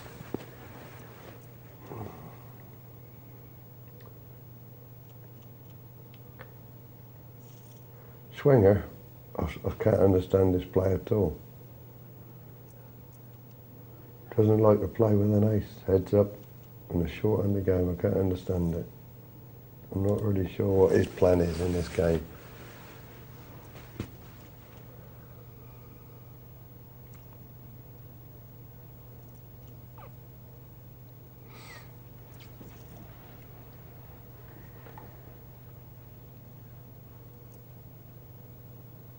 Yeah, good bet by Team 6 there. Anyway, he was going to win the pot and he found the way.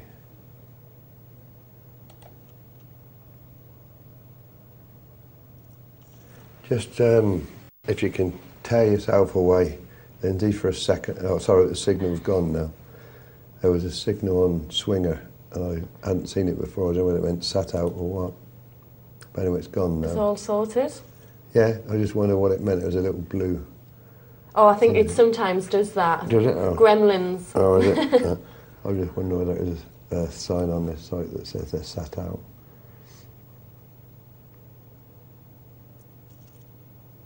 Interesting now. I think Team 6 is going to have to bet this. Ooh. There you go, there's that sign again, Leslie. What does it mean? Lyndsay, oh, sorry. Oh, it just does that sometimes. Is I'm it? not, Oh, yeah. okay, it doesn't signify anything. No, it's just okay. Just a problem with the... Well, Team 6 has got itself out of trouble. 4 of them now, all on 20-odd thousand. Yep, he's come back. They almost had him in bounty trouble.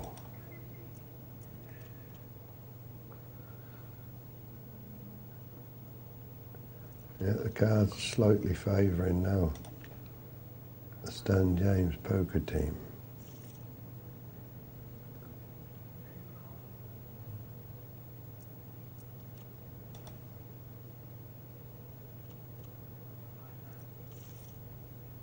Fast and furious, but not much poker. I'm back with you now, Malcolm. You don't look very happy. I'm not saying anything. I'm not saying anything. All I'm saying is I had to concentrate there, but I'm back with you now. We'll find out later on what happened in the Beat the Presenter tournament. Not wanting to give a clue. Who's buying the drinks?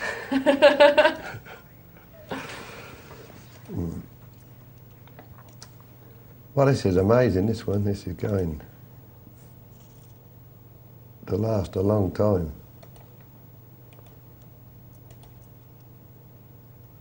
Team 6 is now hitting a rush of cards. It's pulled itself right out of trouble. Looked like he could be the one that went out, and now all of a sudden he's chip leader, or virtually.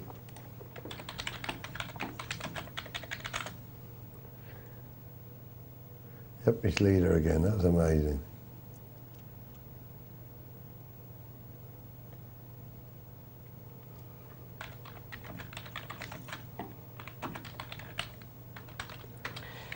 Nobody making any moves on the blinds at all. Goldhill's turn. This could go on for a long time. What happened there? What happened there? He passed a pair of queens. Or was my eyes deceiving me? Did you catch that? No, I didn't. I'm sure he had 2 queens, Goldhill, when passed. No, that's... I'm sure he passed.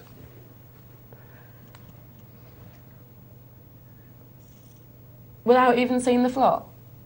There was a small raise and he passed. Oh, maybe I got that wrong. I'm sure I didn't.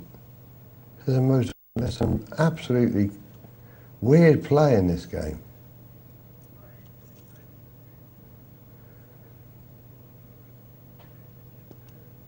Poker Team 6 has managed to come from 16,000 to 47,000, and this is the first flop he's seen. Mind you, if it's like that, you won't want to see any more either.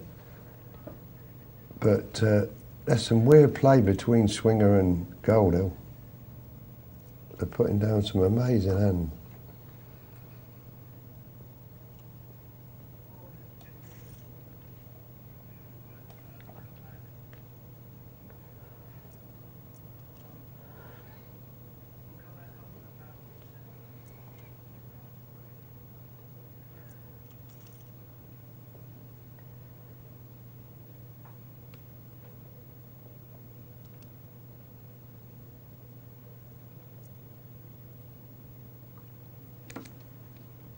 Still a lot of play left in this. It's hard to commentate on it because there's been some strange play in there, you know.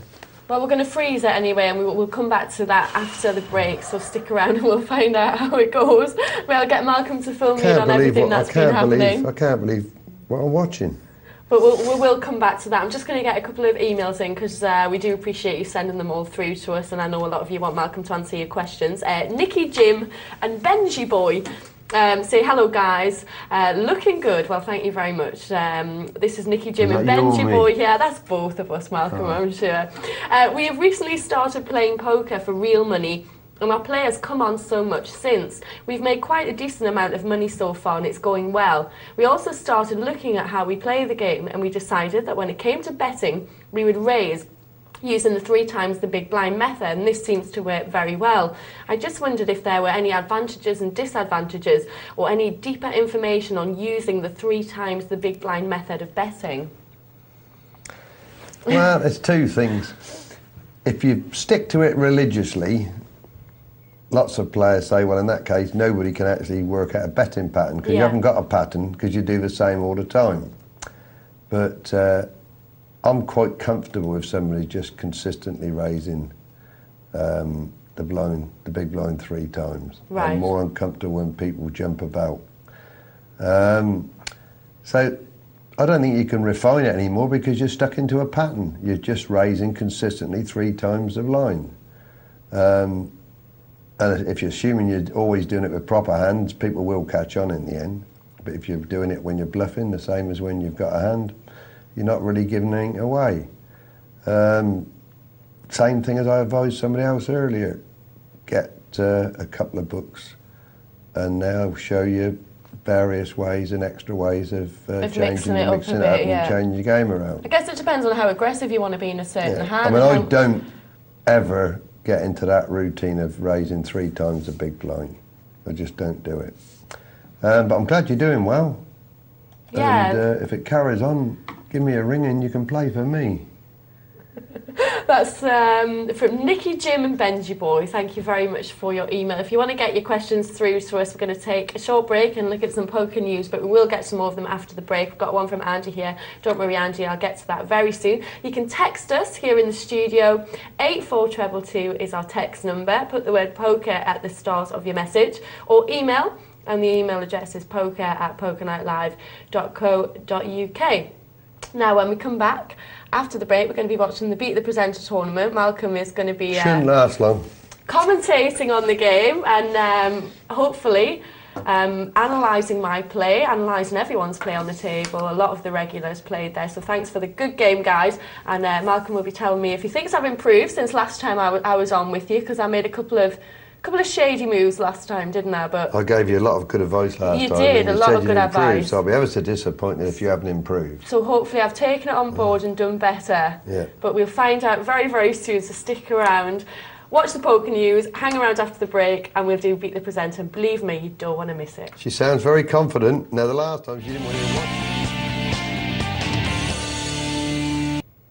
Welcome back to Poker Night Live. I'm Lyndsay, joined by Malcolm the Rock Harwood. Tonight we've been watching some good poker. Malcolm's been watching a very interesting multi-table tournament while I played in the Beat the Presenter game, which we're going to be watching very soon.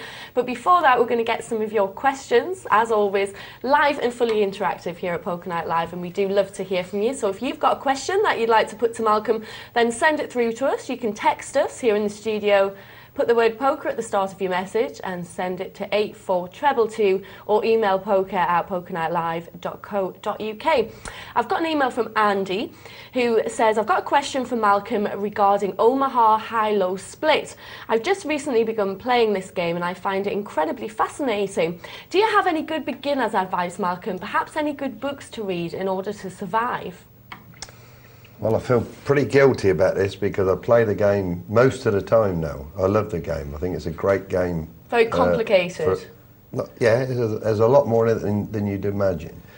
But I think it's a great game for anybody trying to make a living because the downsides, the swings are very small. Right. Mainly because of the split pots. But there are lots of, if you're new at the game, you can make some pretty bad errors when you get stuck trying to get the low. If you're playing, you'll probably understand what I'm telling you. You can start falling in love with ace deuce and end up getting caught for a lot of money. I feel guilty because I can't give you the name of a book. And I know there are now a couple on the market. There wasn't before, but there are a couple on the market I suppose if you go to Google, put Omaha high, low, 8 or better, they might give you a clue. And I'm sorry that I can't give you the name of a book.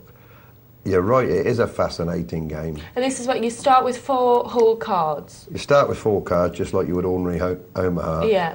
And there's a low hand can win half the pot and a high hand. And Right. it's possible to win both. Right. It's hard to explain on here. But to get a low hand, it has to be 2 of your cards with 3 on the board, and they must be 8 and under. So if, when the 5 cards are flopped, Right. there's not 2 cards, at least 3 cards, 8 and under, Yeah. there cannot be a low. Right. So then the best high hand wins a whole pot. Right. So there's quite a lot to it. Yeah. But it's certainly not boring. It's a lot more interesting. You can play a lot more hands. There's a lot more hands that I've always able to play. Me personally, if you're playing at a reasonably good level, you're always looking for a high pair with 2 very low cards. There's nothing wrong with having ace-deuce. Right. But ace-deuce on its own is only going to get you into trouble most of the And can time. it improve your Texas Hold'em game if you were to learn a game? No, nothing to do with Right. it. Nothing to do with Completely it. different. Completely different game. That's why it's fascinating, because Hold'em, when you're playing day after day after day, can get pretty boring. And, Yeah. but, So it keeps it interesting if yeah, you and have I a bit assume of- he's playing pot limit. Yeah, I mean, he doesn't Sorry about say the on book. there, but I probably could do with reading one myself. if he just does an internet search, there'll probably He'll be come a up with couple. one. Yeah. Okay, there you go, Andy. Hope that's helped you. Dan, aka Love to Poker, is his internet name, and he said, "Hi Malcolm, you are true legend of the games." Oh, we. Oh, take the compliments. He said, "I was just wondering if you could help me with my game. I'm playing $2 and $4 real money tables. I win most of the time, but I often get to the stage in a game where no hands come my way. What should I do? Try and pick up a hand in the flop, or just wait and wait until I get the monster hands?" 2-4. I wonder if that's 2-4 no limit. That's big. It doesn't say if it's... If he's playing 2-4 limit, it's still a pretty, it's a reasonable game if he's a beginner, which is a beginner's night. If he's playing 2-4 limit, he's playing quite a big game. How can I help him? I win most of the time. Well, that's good. You could probably help me. He's just wondering whether if you should Oh yeah, when you're getting take no a hands. chance. Yeah. That's always going to happen. And the game is about patience. People don't. It's not all about aggression and being flash. It is patience. And if you're playing limit, that's all it is. Grind it out, patience. You're going to have lots of times when you're just going to be card dead. If it looks like it's going to be one of those days and you start to get bored, I just turn off. I just turn off and do something else. You mustn't lose your patience. You mustn't start trying to force it. Yeah. It doesn't work. You've got to sit back, wait for them to come. Not necessarily monster hands, but just be patient and don't worry if the cards are dead. Yeah. It's not going to You're cost going you. to get periods like Cost that. you nothing to pass. You're just going to lose a few blinds, which are easily gettable back in a decent pot. But I would be interested to know just what game you are playing. Yeah, well, maybe you get back in touch with us, Dan, and let us know. Text 84222, or you can email again, poker@pokernightlive.co.uk. Give us a bit more information about exactly what game you're playing, and we'll get back to that later, and Malcolm will give you a bit more advice. But I appreciate the compliment. That's one benefit you get from being old. You become a legend. Oh, there you go. You are. Hey, there's worse things you could be called than that. I haven't really earned that, I promise you. No, I haven't earned that right. But yeah, no, Dan, get back in touch and we'll get some more advice from Malcolm. Pompey's been back in touch and says, "I wasn't suggesting that people would have folded those cards in early position. They could have anything. I was trying to ask if something like 8-9 or 9-10 would be good cards to play in late position, along with the ace-kings and hands like that." And he says, "Sorry I didn't explain myself very well. Hopefully that's easier to understand." Yep, nothing wrong with playing 8-9 in late position, because you put the raise in, you're representing usually something higher. Providing somebody doesn't come back over the top at you, you've got to be prepared maybe to put the hand down. Nothing wrong with that at all. Because the good thing is, if you hit that flop, like you say, it's heavily disguised, you're probably going to get paid well. If it comes the other way, big cards, you could at least come out with a bet and probably steal it there and then. All you got to do, if you're playing those cards, you mustn't go too far with them. Try it once on the flop, and then you've got to be prepared to put them down. But that's okay. Yep, there you go, Pompey. Right then, keep your emails coming through and we'll answer some more of those a bit later on. We're going to go to the Beat the Presenter game. If you weren't watching earlier, what it is I play in a game, or one of the other presenters plays in a game at 11 o'clock. Then we watch the rerun of that game and get analysis from one of our experts. Malcolm's going to be looking at the game tonight, seeing if I've improved since he gave me a lot of advice the last time. So let's head over to the table. It's all ready to go. Explaining to the viewers, I play under your name. Oh, don't say that, because now they'll believe that. All right, let's have a look. Oh, and you've got, let's look at this. You've got Hoof-Hearted, good player. You got Fish for Chips, good player. Double Top, good player. Casper had a job to beat him. Double Top's the biggest flirt on the site. He's very good looking, I've been told. Oh, really? Yep. Yeah, I think he sent Casper a picture. Bet the lot. Yeah. And I bet the lot I've run into him on another site, and he's pretty aggressive in the cash games. But we still queue up to play against him. I don't know, what's that one called? Lyndsay, Cato, what is it? Cat table. I can't see the thing. Let's just call him Cat, eh? All right, and we'll call it Cat. Then let's get back into this game. Double top. It's trip aces with a king kicker, wallop to bet the lot. I told you bet the lot doesn't hang about. He did bet the lot as well. well. He plays the cash games just the same. He gets rich quick, or he does it. If it's the same guy, I'm sure it must be. But I always like watching Hoof-Hearted. I think he's a really good player. So we'll see. Let's see how I deal with him. I played Fish for Chips the other week. I think he proved too good for me, if I remember right. Did you get battered? Oh, that's an old one, that is. It happens. But anyway, I like it. I think it was too up for me.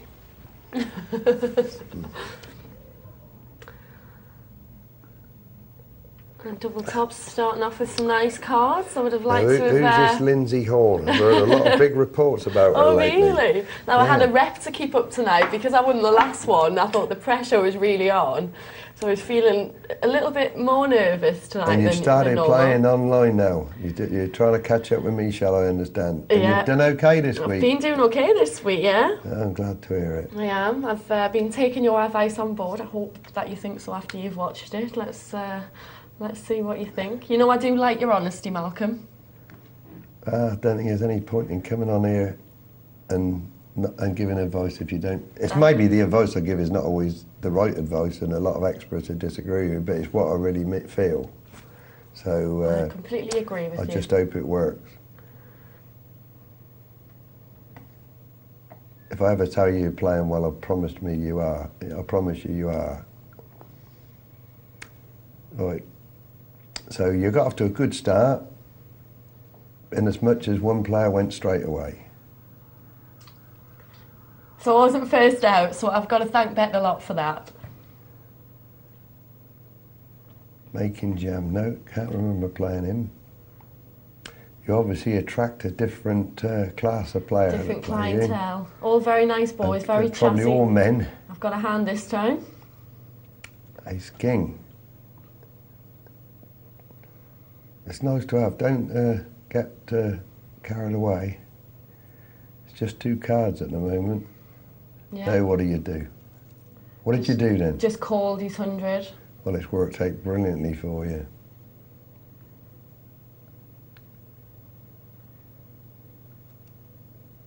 I didn't think there was any point really No, racing him. you've done it okay.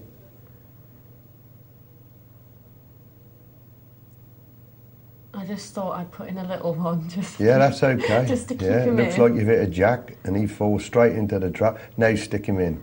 So just a little one. Because you got to bet next time. Now you should put all your money in now. Oh, okay. Now, I have to say that's the best hand I've ever had. Now what do? Half your stack? Now you'd put it all in. How does it happen? He can't throw it away, I don't think, can he? But you actually should have raised there before the last card came, simply because you're flat called, you're not trapping him anymore, because you're going to have to act next time. And if you check, he might check and you don't get any money. He's almost pot committed then. Right. So you should have made sure you got it. You got it. On the turn. Once you checked on the turn and he put quite a big bet in. I should have put it all in. Stick it all in. Because it's hard for him to get away from it. Right. Because you had to do it the very next time, didn't you? You still had to put it all in. Yeah, so I might as well have just done it then. You had more chance of getting his chips. But he had such a big hand, he couldn't pass. I'd have passed you. If it had been obvious you had the nuts. Don't give away my secrets. Anyway, here we go. Yeah, I like that bet. That's a good bet. Unfortunately, yes, well done. That was a good bet. Double top showed weakness. That was a brave bet from Cat. Took the pot with a worst hand. Let's see if you get yourself involved here. Are you going to play 20? You can't resist it, can you? No, I did get told off for playing bad aces too much. Yeah, we'll see what not happens. playing them properly. It all depends when a flop comes, just how good you are, good enough you are to throw a hand away that could be trouble. Now it's easy for you.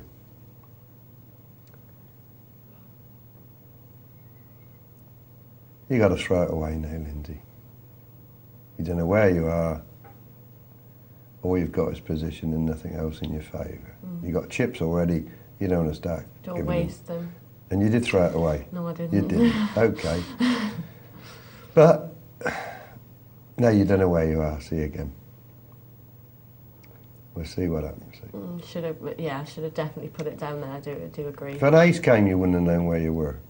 You know, apart from having position, you've already done the first part of the job. You've doubled your chips. Yeah. You can be a lot more selective now. Yeah. You don't want to go and throw away 20s here and 50s here on rubbish hands.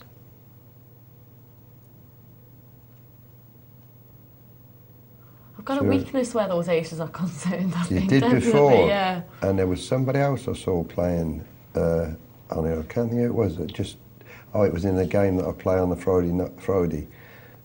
Anything, ace-3, as long as it's suited, she couldn't throw it away, what happened. And I said to her, you know, it's not a hand.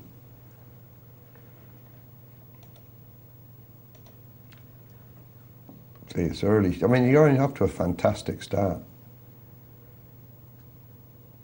Doubled your chips, player out, another one short, and the ante is small.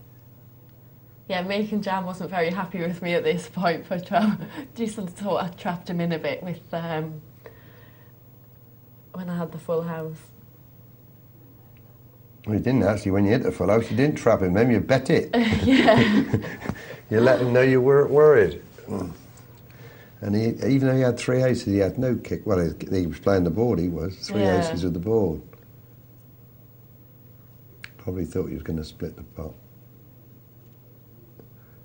But it was obvious you had an ace, or you'd hit a pair on the table. Anyway, what we got here? Ace king. What did you do here? Oh, you're on the blind. Just gone up to 20-40. It's called in first position. Let's see what these do. You're going to have to act first. 100 raise at least. Maybe more, 150. Yeah, that's okay. Find out how you stand with this guy in first position. It's unlikely he's got aces or kings. But you want to know how you stand. That's it. Perfect. Perfect.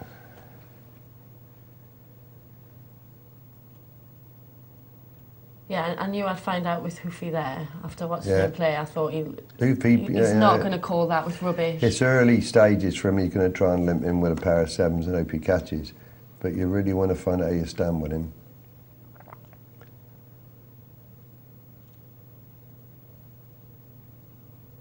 What are you going to do with your 2-2s? Throw them away, Lyndsay. Whatever you do, that's it. Don't even get in. Don't get in. I think I would have had a look for 40 if I could have, but when as soon as it was raised, I thought, no thanks. I might have had a little sneaky look for 40. Yeah, with the chips you had there, if it came round in the blind, you got to put a raise in, small raise. You got to put a raise in. Don't let them in with absolute rubbish. Now, who farted's found a hand, and so has a tens. On the button there, I can't see him passing this. He'll take a look at it. Yeah, that's the right play.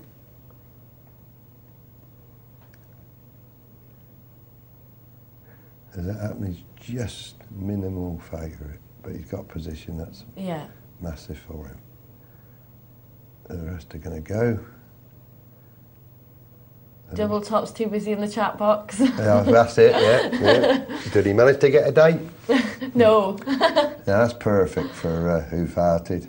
Got position. Ginger's done the raise. He might come out and bet this, representing the ace, or probably still thinking his tens are good. He'll put something in, I'm sure he will. Yep.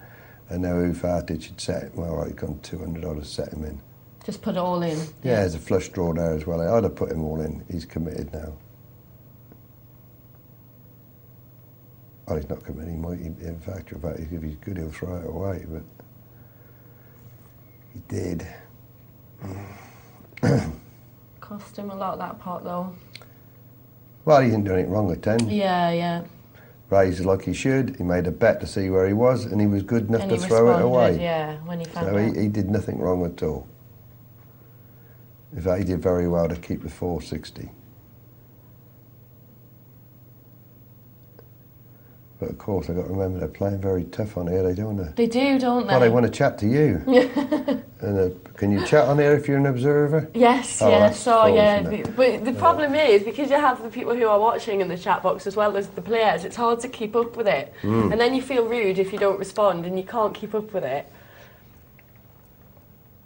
But they're nice guys. Well, Michelle, apparently, she likes to chat so much she sits out and just chats. Yeah, she's had a bit of success as well. Yeah, she does well. The girls are taking over the poker world. Yeah, you're all going to stop teaching us, aren't you, if we carry on?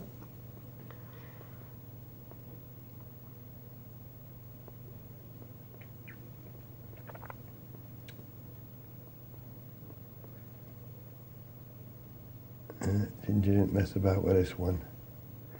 Even if he thinks he's had it, he can't call with 8-5. It's too much of his stack, so that was...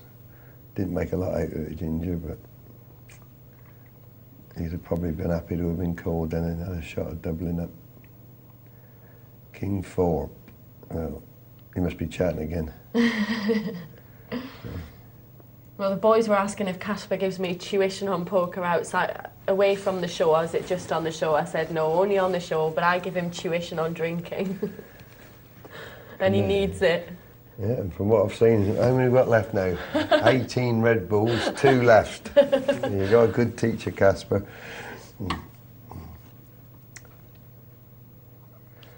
Now these northern girls can drink. Oh, yes. I do my best.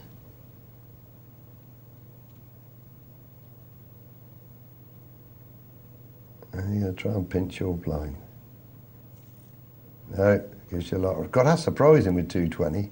Yeah, no, but I think after what happened last time he got on with a pot with me, he didn't want to.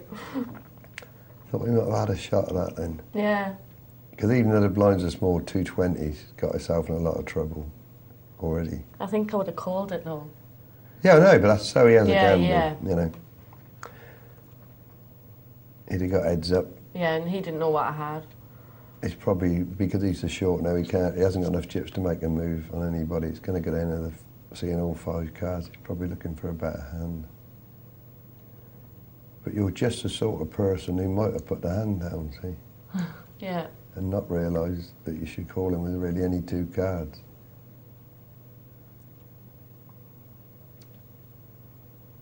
A flat call. I hate this, Leslie. Lyndsay. Sorry, I keep calling you Lyndsay, sorry. Yeah, I hate this flat call. Now you're going to pass, aren't you? Oh no, you called. I didn't like the way you played this at all. Should I have raised it then? Raise it or throw it away. Yeah. If you'd have raised it, you'd have won it as it happened. But you're going to let a 6-5 take chips off you. Oh, that's all right. It's only a minor thing. This flat calling's no good with cards like King 10 off suit.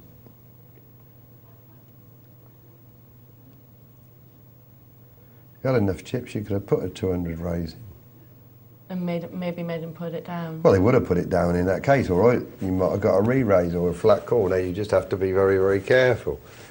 But the thought is, you know, it's just a nothing bet with a hand that can get into a lot of trouble. Right.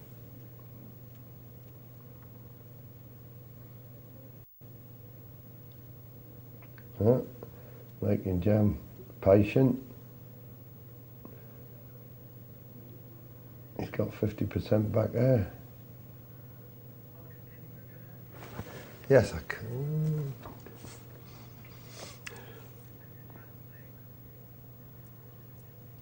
Got some little stats coming up. It's the percentage of hands played. Quarter. Fishing for chips, not playing anything at the moment.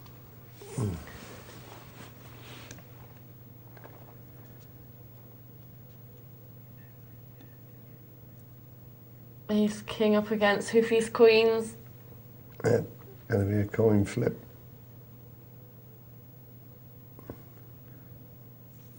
No. That was a lot of respect, wasn't it? Yeah. Yeah.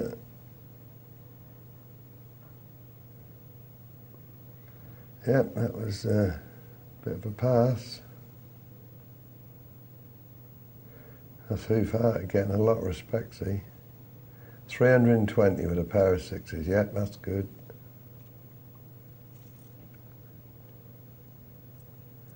Yeah, so either raise or pass in that position with a hand.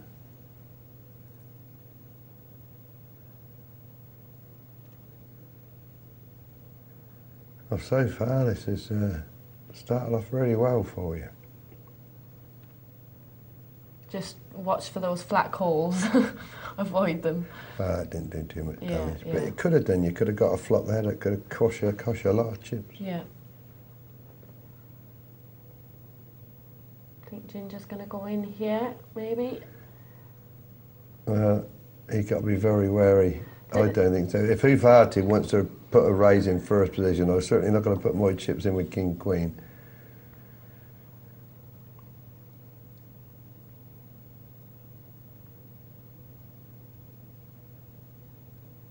When I get down to 420, I definitely want to be the raiser. I want to be the one going all in. Right. Unless I find a massive hand, then it's different. Yeah. I want to be the raiser.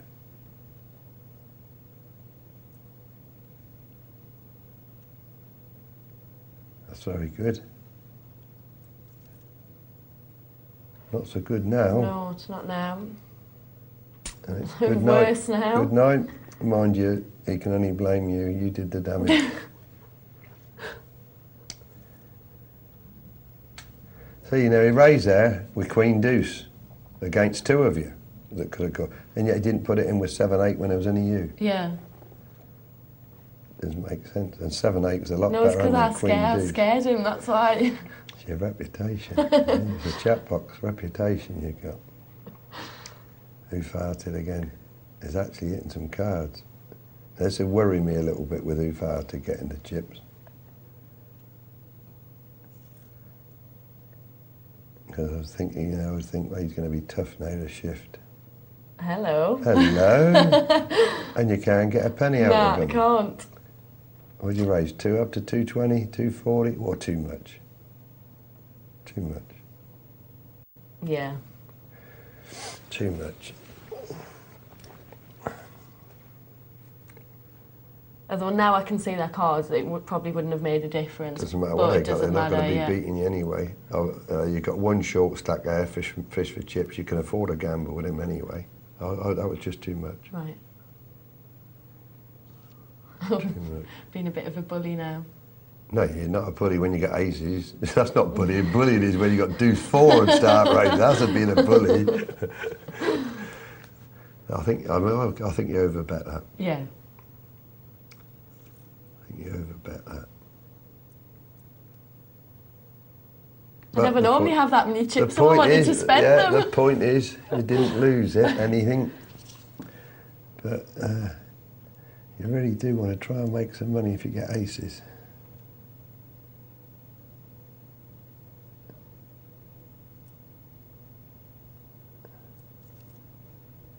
It's nice for double top. Well, I'm not saying the best players left in, but the ones that I know can play are still there. Does that include me? Judgment's reserved. It's interesting to see what happens here, what you do with this. I don't think anybody's going to make any move before you. They can afford to pass one more hand. Now, what are you going to do this against who farted? Oh! That made my mind up. But up. that's it, let it go. And it costs you 80. That's a great move though with the deuce 3. It worked. Well then. Yeah, he's realised that's good. The blinds are coming round to him fast. And he's made a move early position, and that was good enough for you and who farted to decide to let him go. Yeah, well done, Cat. Yeah, that was good. Because you never expect him to be sat with deuce 3. No, I didn't. Yeah, what was he going to do? What's he going to do with ace 4? And he's got a proper, well, not a proper hand, but certainly, yeah. Better than deuce 3, That's it. Yeah. Yep, I like that. You must put yours down. Fish and chips might have to take him on here. We could wait one more round, but it's getting a bit tight for fish and chips now. He'd certainly call him if he knew he'd raised with deuce 3 before. Fish and chips, he's going to let it go one more round because he's just got past the blind, hasn't he? And he got to put 80 and he's still got a shot. Cat's finding some cards now. Who farted have definitely raised that. Now what's Cat going to do? I don't know, he only got one move, or 2 moves pass or all in. He might feel he's getting close to the money now and pass this.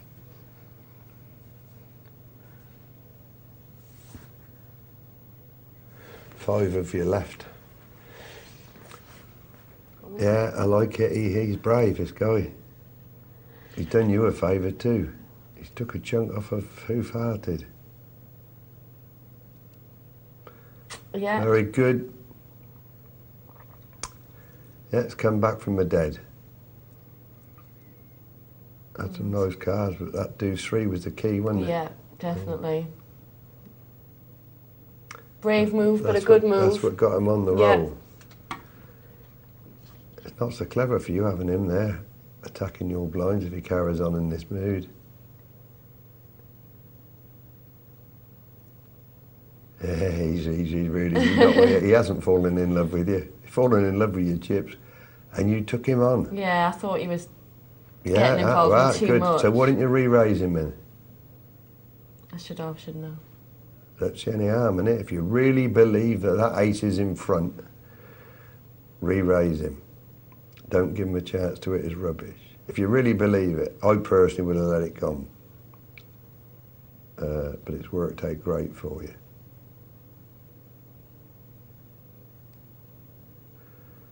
I mean, if you had a proper hand, an ace, you're in terrible trouble with your cards. Yeah. If he hasn't got a hand, stick it back at him. Just put it all in. Well, as it happens, it's worked out perfectly for you. In the end, he was too aggressive for his own. Yeah. Diamond. He was too aggressive for his own good. He got himself into a fantastic, well, he's still in, fantastic position from nowhere. And went on, super aggressive. carried- super aggressive. But it's happened, he found somebody that was, quite honestly, pretty brave to take him on. But you did say that, but then again, you said you saw him being aggressive, but you'd never seen his hand No, I didn't. before, so you don't know whether he was just in a rush or not. I could understand if you'd seen him with his deuce three and the rubbish, but you didn't know that. I think you stuck your neck out there and got away with it. But anyway, well done, that's put you in a strong position now. And it's all going your way. I'd like to say I read him well. Maybe I just took a chance. That one you didn't. You managed to steal the blinds off you. Fishing for chips in with his king nine. Yeah, well, he hasn't got any choice now. He's got No. the blinds next time. He probably won't get a hand as good as king nine. Might even get a call here. And he's got unlucky unless an 8 comes. Or a 9, or a king. And he didn't. Double top, you've got a job to push him off a hand. Wow. Bubble point. One to go, and no problems. In fact, yeah, that's it, you take him on.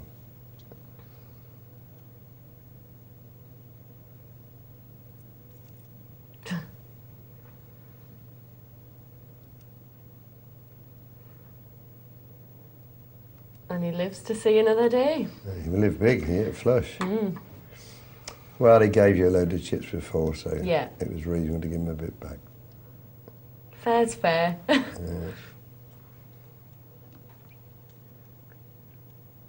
And even you in the awkward position of having to take him on. Now, you took him on before, it might put him on. No, nothing puts him off. You got to put this down, Lyndsay. Yeah, that was It's too many much that chips. time. It was all right when it was 150, but Too much, but he's back in the game. And now Hoof has found a hand just in time. So you're getting left to you to make a lot of decisions. Let it go, I would. I know it's easy to see the ace queen, but I'll let this one go. Well done. Don't need to get involved. You got 3,000. And Kat's got to take these blinds in a minute. You really got to make sure you get your third spot. well, as I was happens. thinking of it, I wanted to get into the money more than anything. Yeah, you're chip leader, and a couple of bad mistakes or a couple of silly calls, and your chips are gone. That's worked perfectly. You want double top to win every pot if you don't. And now it's all in for Kata, because he's going to set him in anyway. He doesn't want to see an ace now. He didn't want to see that either. No. No, he wants to see a 10. Yeah. Bit of a battle. His big mistake was having got himself out of trouble, was trying to take you on. Twice. Remember that, Cat. No, I mean, once that flop came and he made a move on it, he tried to carry it through. He should have backed off. Well, I ended up, as it turned out, with the 2 players I expected to be in there. Yeah. Double top, Hoof-hearted, and as it happened, fishing for chips, you pinched his place. There's the stats for the pre-flop action. 42 hands dealt, 7 raised. Yep, that's okay, see? And 11 called. Doesn't mean that much, quite honestly, not on these sit and goes. Hey. 3-handed. I like playing when it's like this, fast and furious. Well, let's see how furiously you play this hand. You're going to pass. Oh, you flat called it. You're hitting some flops.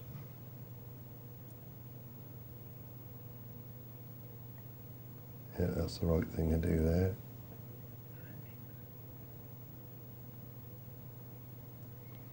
You got him in all sorts of trouble here with his 9. As it turned out, if you'd have checked, he'd have bet. But now he's good enough to get away from it. No thanks. Yeah, that's right, let him battle it out between them.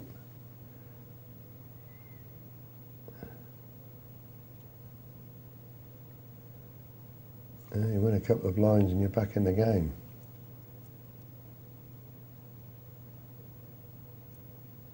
Oh, that's a good move, wasn't it? That was a real strong move. I thought about this for so long. No. You got. I mean, King's a big card of three-handed, but you. This is what. Oh, you've caught it. Jeepers, you caught it, but you got it dead right. That's a great call. It took me ages to think about it. Well, that was a great call. That was a great call. That really was a great call, because even if he was bluffing, you didn't have much of it. That was amazing. Well done.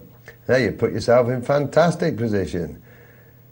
I almost didn't though. I didn't. They're going to take you as you've done it right. That's more to turn the game for you. He's got amazing power though, Huffy, because if you notice, nobody wants to get involved in the pot with him. Well, he got this reputation of being solid, but he does. That was a great move by him and a fantastic call by you. Well, it worked out great. You caught him exactly how you wanted him. You got two quite strong players here, this side of you.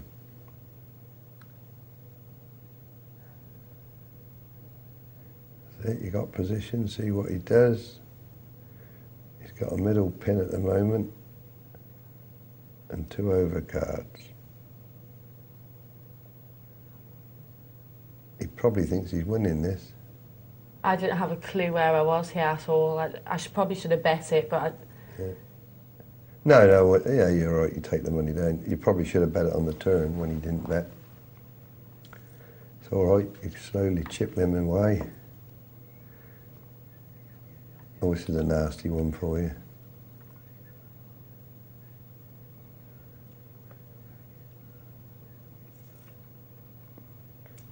These antes now, this is touch and go. Just whoever gets lucky now.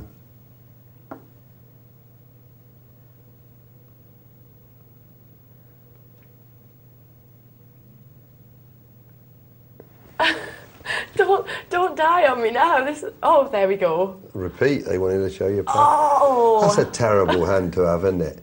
Terrible heads up. Yeah. Oh, I wouldn't have done that.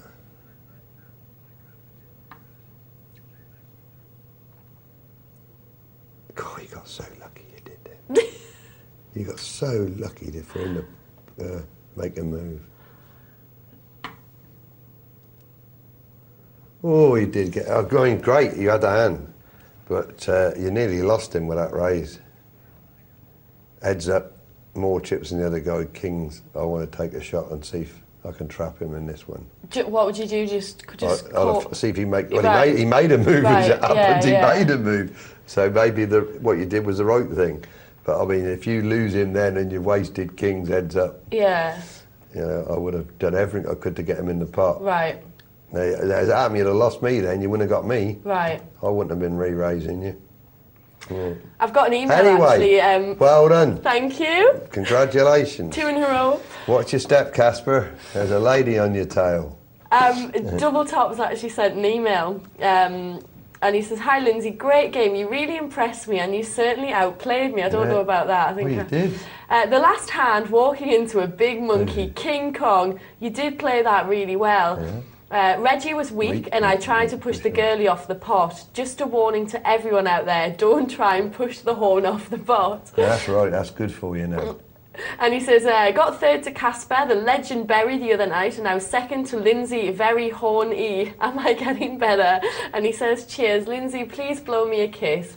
Very good. There you go. But good game. Real gentleman. Good game. And it feels even better, the fact that I managed to beat players of your high standard. Because it is really, really good watching you guys play and to actually be involved in the game, and you know, it's quite. That's interesting how he read it though. The fact that you only raised small, made him think you were weak and he could push you off. And this is the big problem. They think you can push women off of hands. See, and he's not right away. Hornster. You did outplay him because that weak bet hooked him in. But I mean, I'm not saying it afterwards. You wouldn't have caught me there. Right. You wouldn't have caught me there. Okay. I'd have given it up. Just as well I wasn't playing you then. Well, you probably caught me the next hand, Well, but you wouldn't have caught me from my chips there, I promise you. I did get lucky though with some of the cards. I mean, when I got that full house, I couldn't believe it. It was ace of Well, you had the full of best hand anyway. It was the best hand I've ever had, that, so I was quite chuffed. I've got an email off PUFC Boy who says, "Hi guys, made the last 5, but unfortunately 3 people got locked out. The site went down to all but a few." Bradley W, this is interesting. who's playing in the MTT, says, "Hi Lyndsay and Malcolm, just to say thanks for the support when I was sitting in last position tonight. Whenever I play in these TV multi-table tournaments, I always find I'm too short stacked when I reach the last 15 to do anything. Maybe I'm not being aggressive enough early on. I made it into the money in the 12,000 free roll earlier on, finishing 16th to win a massive $4.50. That paid for the $5 bounty tourney, almost. Then I busted out of the free roll Grand Prix on Dream Poker when my pocket aces lost to pocket sixes. He hit tricks on the river. So it's been an up and down night, but I couldn't stop smiling when I made it onto the final table of the bounty and got on TV.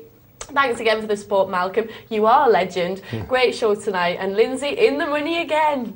Superb." And he says, "Get well soon, Shearer." Oh. Nah, good luck to you, Bradley. But when you're saying you're getting to the final table short stacked, you may have remembered what I was talking about. I was hoping you'd do some good, but you should have moved earlier. Definitely with that Jack 6. You're leaving it too late. You should have looked round at the table. You were really short stacked, and you should have made a move earlier. You're leaving it too late. Yeah. And sometimes you have to go for glory, and. And is that down to not being aggressive enough earlier on? No, not necessarily. I mean, I don't know what happened to him earlier Yeah. on. I mean, whatever way he played, he managed to get to the final. Yeah. But having got there short stacked, you've really got to make a go at it. And you left it too late. You left it too late. You should have moved with a Jack 6. Yeah. But thanks for getting in touch, Bradley, and I hope your luck improves. It's not been a bad night for you, though. You've had some good luck and some bad. He's had a lot of fun, hasn't he? Yeah, a lot of fun. Yeah. He's putting in a lot of work and, too. Getting on that final table, a big achievement. Gary's been in touch, and he says, "Can you recommend some books for beginners to No Limit Hold'em? What are the key couple of books that we should read?" Keep harking back to Harrington. You'd think I was on commission, but I bought it for my wife, and because after 16 years of trying to teach her, she won't take a blind bit of notice on me. It's like trying to teach your wife to drive. She just decides she's going to find a system that's better than mine. But she has read the Harrington books, and I assume she has had a dramatic improvement in the last couple of months. She's winning more money than me at the moment. And do you think that's down to reading the books? Well, she still doesn't take any notice of me. She's your wife, she's not meant to. I'm watching her play now, and she's playing like I've been telling her to play for 16 years. But giving someone else the credit. I'm figuring that Harrington's teaching her. Now, I've only read a little bit of Harrington's book, not because I think I know it all, I just haven't got time at the moment. But I definitely recommend the Harrington book, and from people that I've talked to, it's way above any other book out. So just stick to that one, 2 volumes. And I guarantee it'll improve your game. Any others, or would you just focus on that one? I'd stick to that. If there's a really good book, why get confused with somebody else's method? Yeah, of course. You know, Caro gives some good advice on all the books that he's written. Mike Caro, get any of his books, you'd be okay. Right. But this Harrington book, there's no question about it. There's 4 or 5 people in there that I've told to buy it, and they've all improved, and dramatically improved their game. Okay. And I'm watching them play, and they're playing better. So get the Harrington book. I've got an email from Swinger. That was the one I said I didn't know how he'd play. I couldn't understand it. No, he says, "It's Swinger here. I'd just like to say that I was kicked out of Stan James and couldn't get back in for 20 minutes. So when I got back in, I was down to 9,000 chips from 40,000 chips. So please don't have a go at me. Does that all make sense now?" I apologise. There was a little blue signal came up in your box, and I asked Lyndsay what it meant, and I'm beginning to think it definitely meant sat out. Right. Because there was a case where you had an ace, only the big blind to play against, and you put it down, and I thought it was terrible poker. I apologise if you were sat out. It must have been very frustrating, and you got my sympathy instead of my criticism. Right. And that's what that blue sign means. Because That's saying I've they're seen set that a out. lot, and I just thought it was a little technical. And if it's on there and the glitch. players can see it, they're going to pinch your blinds anyway if they know Right. you're out. It didn't take them long to know you're out. So, unlucky swinger, and I'm sorry that I had a go at you, but I would never dream of having a go at you if you sat out. It's just was some crazy play. Yeah. I'm beginning to see why the Queen's passed. Maybe they were sat out as well. So not his 'Cause fault. it did seem a weird comp when I was watching it. But it's nice for swingers to get in touch and clarify that. Yeah, I like Sometimes- that. Yeah, you know, it makes I- sense now. I don't want to run somebody down when there's a reason. I like to hear the reasons. Yeah. Better luck next time. Horrible when you get to a position you were in and then find you've only got a few chips when you come back. They probably thought you were going to kill both the bounties and they wanted to save $100. You know what these sites are like? They must have pulled a switch. Well, if you've got any questions for Malcolm, then we're here till 2 o'clock, so get them through to us and we'll answer some more of your emails and texts a bit later on. If you'd like to text us, the number is 84222. 84222. Just put the word poker at the start of your message, or there it is. I was waiting for it, 84222. And make sure you put the word poker on there, or you can email. And there's the address, it's poker@pokernightlive.co.uk. So, overall thoughts about the Beat the Presenter game, Thought you Malcolm? played great. Did you? You had some good cards, but you played really good. And what were the highlights? Well, the Kings. Yeah. You know, because you took a real dangerous opponent and you took him out with no hand. That's great when you get somebody put their chips in because they read you wrong. Very good. And what about you? You've been playing today? I haven't been playing. I went to the Western Club, which is my favourite private club. Give them a plug, Hanger Lane. And they gave me some great news. They're running a festival. All right. Late in May, 22nd and the 28th. So you're going to be getting involved? Going to be the best week of the year, apart from Las Vegas. Terrific place. And they're doing 5-day festival, and I'm going to be down there for all 5 days. Really? Yep. And what do you think your chances And I'm are? going to take you along now. I haven't seen you where you're playing. I might even put you in. And can we just clarify, you didn't give me any help? Tonight, not a scrap. No, I'd have probably lost it for you. I probably couldn't have won that the way you won it. So how did it go today? Were you playing a tournament today, or? No, I just popped in, see how they were going, because it's a nice place. They give me a nice cup. Always look after you, they do when you go in there. And it's a fantastic place to play poker. All the old timers, real characters. Yeah. And they really know how to put a tournament on. And what about the World Series? Are you thinking of heading over?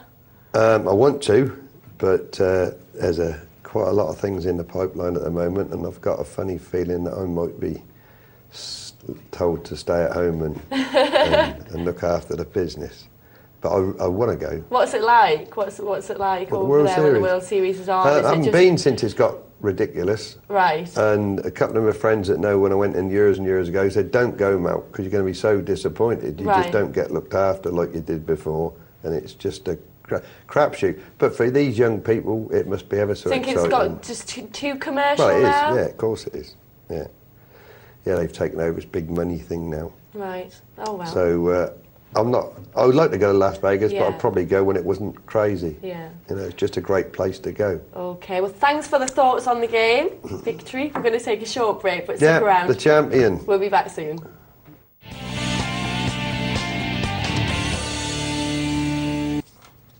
Welcome back to Poker Night Live. I'm Lyndsay, the champion Horne. That sounds terrible. That sounds disgusting. Rubbing it in a bit. Joined by Malcolm, the Rock Harwood. Yeah, we're not going to better stand her soon. Don't let her win I 3. know. Whatever you do not let her win 3 in a row.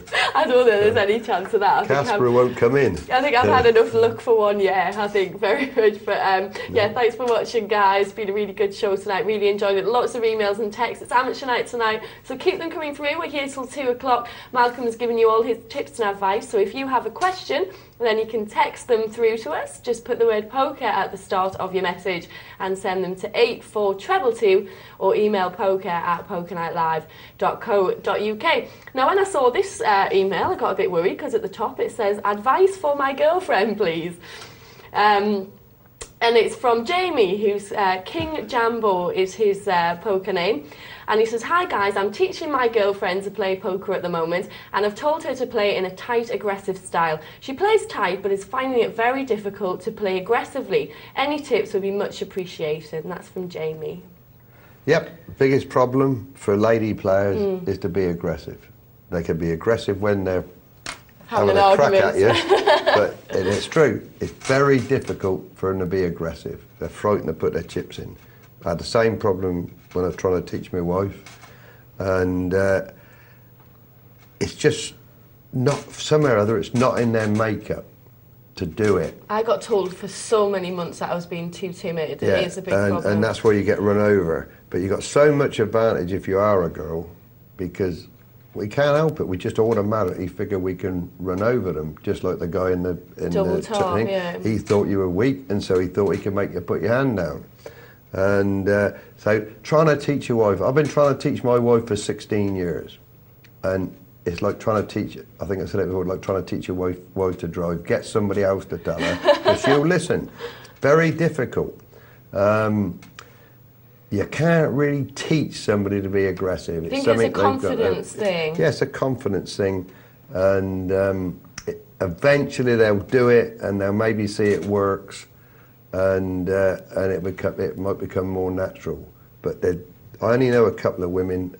Lucy Rocash, you might have heard of her. Easy, the best player, as far as I'm concerned, right. in Europe, probably as good as anybody in the world that can really handle the men. And we can't handle her because it's just so unusual to run into a lady that's aggressive. Now, the American women, they're aggressive, but they're aggressive women anywhere they are. You know, I mean, they want to be married to an American lady. So I can't get somebody else that you know that's good to try and tell her how she has to change. I think once she's done it a couple of times, if she tries it and reaps the rewards from it, then... What'll happen, you'll tell her to be aggressive in a certain hand, she'll lose all the chips, you'll have a right row with you, and she'll go back to being very passive. It's very difficult, but it's still good that you're prepared to teach her. Yeah. You know?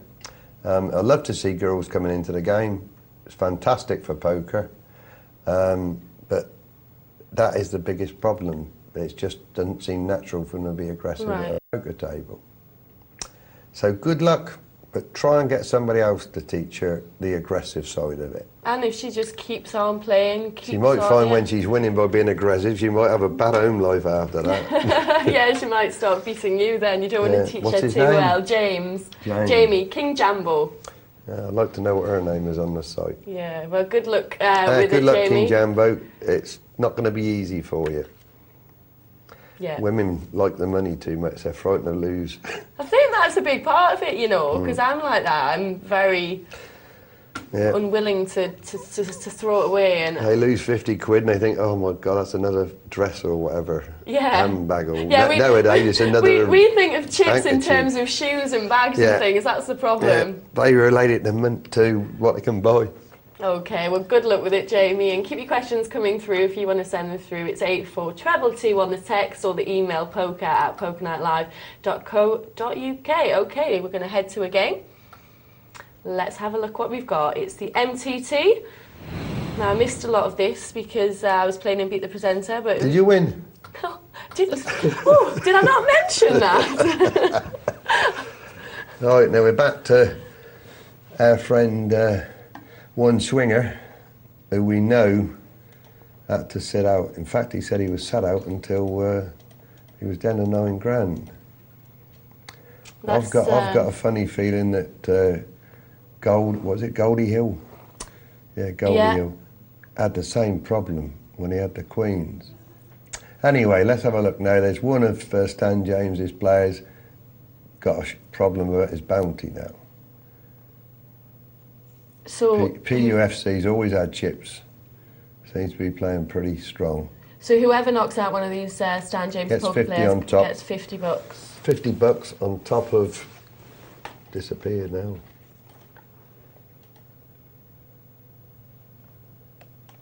It's gone.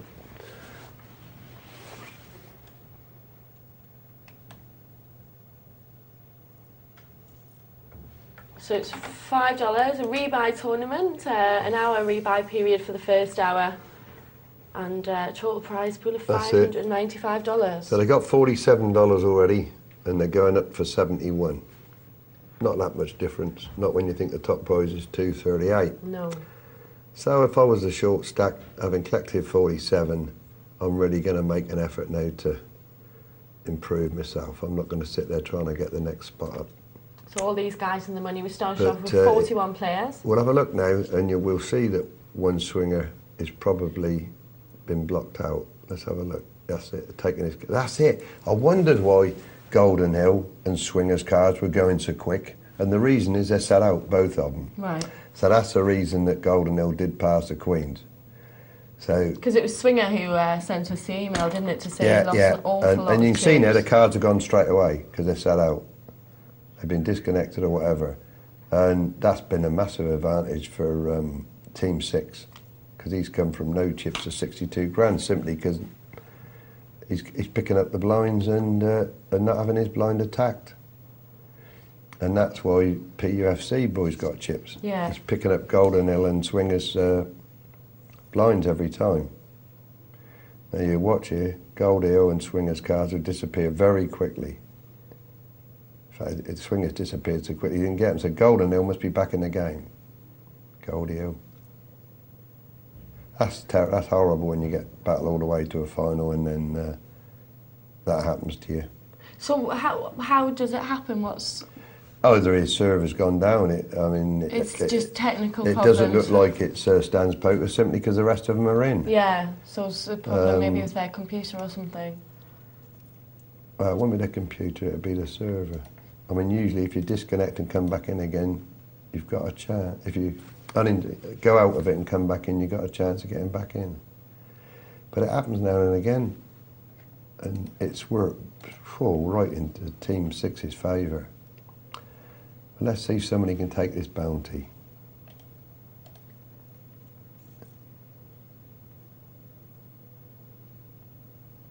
So yeah, that's it. So it didn't make sense to me. There's no way they're going to be passing pass all the time.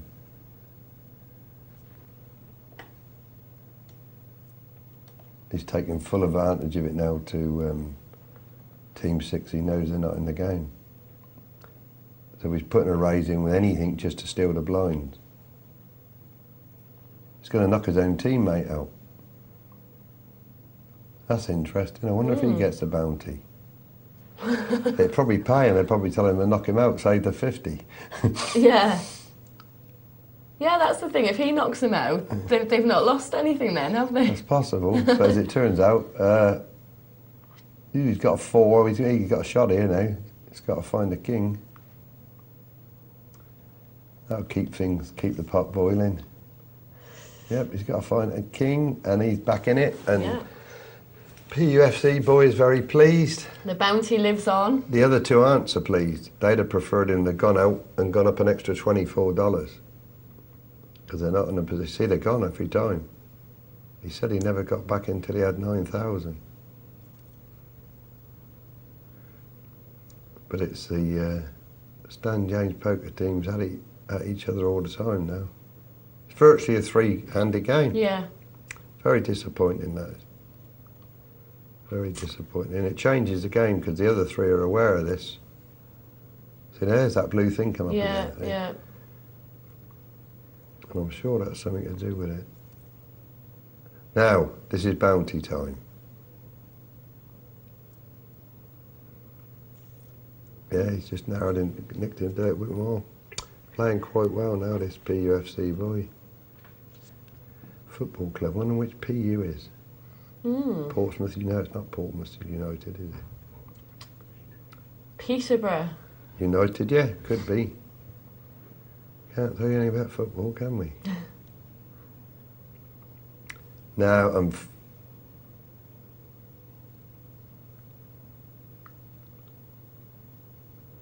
let's see, he's raised it 12 to take his blind. He might have a go at him here with his A7.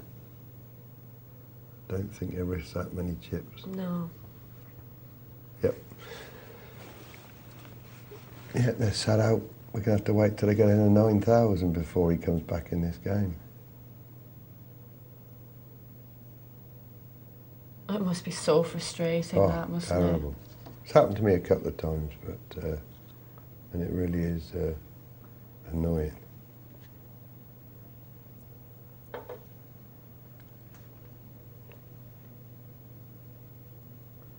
No.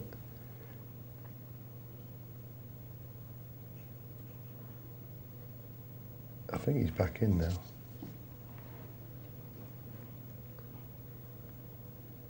Once they have the light on, that means they're back in usually. Could have some action here. Got bits of everything for everyone here, haven't we? Yeah. Team 7's going to get himself back in the game now. He's definitely going to pay him the 9,000. Definitely going to call. 100% going to call. He needs a king. He's got a chance for the $50. Well, if he puts this down at some late, ain't that? And he made it. He's got the straight. No. Oh, no, he hasn't. Ace, it came aces and queen. Killed the queens and tens. A horrible way to lose. Yeah. Queens and tens were in front, but all of a sudden his 10 didn't count. Oh, I was looking at that wrong. I thought he'd made the straight, but he hadn't. Can you see what happened there? Yes. The ace killed the queens Yeah. and tens, and then he left in with queens, and he had the kicker there. So anyway, that's $50 already for Puff, and the consolation for the two guys that were sat out.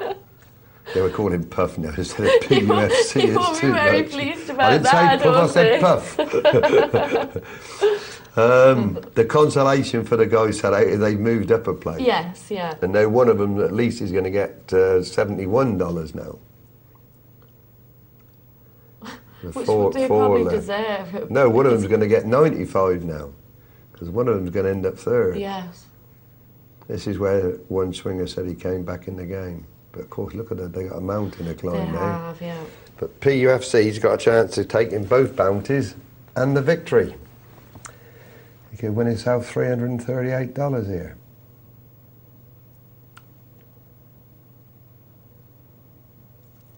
Yeah, he's back.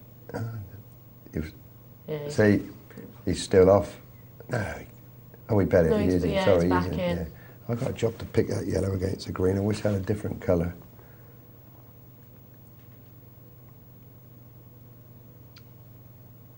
Come on, Swing, you deserve this. Well done. Yeah, that's he great. does. You've come back in and you've doubled up. You've got back all your loss while you were And sat he's out. only so low, it was completely out And of now his it's control. got. See, Golden Hill's still not in. He's just had ace king. How annoying is that? See, he's not there. And a Queens he had before. Yeah. So it's really bad for him. He hasn't got It back all in. makes sense now, because you were gobsmacked before when you thought you'd put down those queens. Yeah, But it's just a crazy game.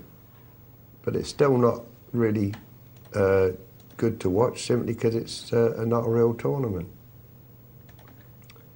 It's a shame. Now this would be interesting, what PUFC does.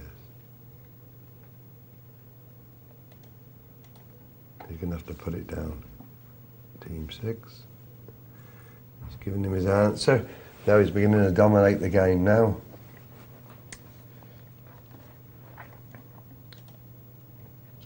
That pair of twos this time. See, he knows he can steal his blind, because that's fantastic for PUFC, but he's had a massive advantage here in that position. And poor old Swinger's doubled up and now can't find a hand to play with, having had to pass a load of good ones. Gold Hill can't play and is getting hands. Yeah, but Swinger should know now that Gold Hill's going to go out, so he shouldn't play any hand now. You understand? Just let it go. Yeah. You got third place guaranteed. I'm not so sure that was the right move. I don't make that move. That's a bad move. Well, he could have only made himself. He could have got himself up to 20,000 there. He could have got himself up to 20,000 if he won the pot, which was still nowhere near the two top players. Should have sat out or just passed. Because he could have been third place anyway. This guy's chips were going to have to go in first. He was going to be guaranteed third place. All right, if you found a pair of aces, play, but otherwise, just take the next prize. Yeah. That was another $24 extra. That wasn't clever. That wasn't sorry, Spring, I know I'm having a go at you again. You're probably frustrated having got back in. Yeah. But you should have realised that Goldie Hill was suffering and was going to go out. It'd be unbelievable if these two managed to get all their chips in, wouldn't it? And Goldie Hill finished. Yeah. This is when being disconnected out. And he comes second. That's a big bet, wasn't it? With no hand. No? Good bet. Yeah. Yeah, he saw the weakness. That's it, see? It's a good night for him. Well, even these two shouldn't really get that much involved now. Middle pin 4 will be interesting. No. Team 6 is... it's going to be a big battle between these two now. Now that makes him all in. I don't know whether here they allow you to have it when you're all in, whether you see the flop or not. He's all in now, so that's it. They didn't take his cards away. You understand that, Lyndsay? Yeah. But unfortunately, Yeah. the 9 did him anyway. So that's really disappointing for Goldie Hill. Had a lot of chips before he got doing all the work to get disconnected. to the final table and then losing your connection. And he ended up with, he got $95 out of it, Yeah. but you didn't really want to play when you get that far. No, yeah. So now it's heads up, and they're even on chips. We'll find out which one's the best player now. And of course, PUFC is going to get that extra $50 if. And he's got a shot at another 50. He's already got one, could get another one. They're playing for a lot of money now. Playing for 58, 88, $96 difference between first and second. And for PUFC, it's $146. With a 50 bounty, yeah. With the extra 50. So it's just, you've got to take it quite seriously. So it's 238 for first place. Yeah. And he can pick up an extra 100 altogether. So, good little tournament for him, $5 if he didn't have to rebuy much. Neither of them are getting, oh, that's a beautiful card. The moment. See what he's done? He's flopped the straight, but the other guy is opening into a bigger straight. And we'll call. Yeah. That's it. This is an all-in coup. He could pass. He's still got 60-odd thousand. He might think he's drawing dead. But that's it. Oh, well done. There you go. Don't know why I'm cheering PUFC. It's probably because I just don't like... I like to see the site beat. Yeah. And he gets a bonus, so... Not yet. But it'd be an awful hell of a comeback from here. Yeah. Now, I can't believe he didn't go all in, and maybe he sat out now.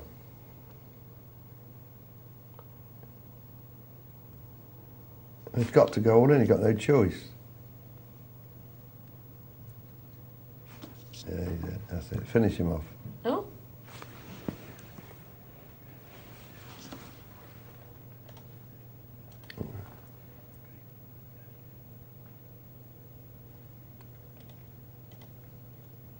Do you know what? I think he's been disconnected now.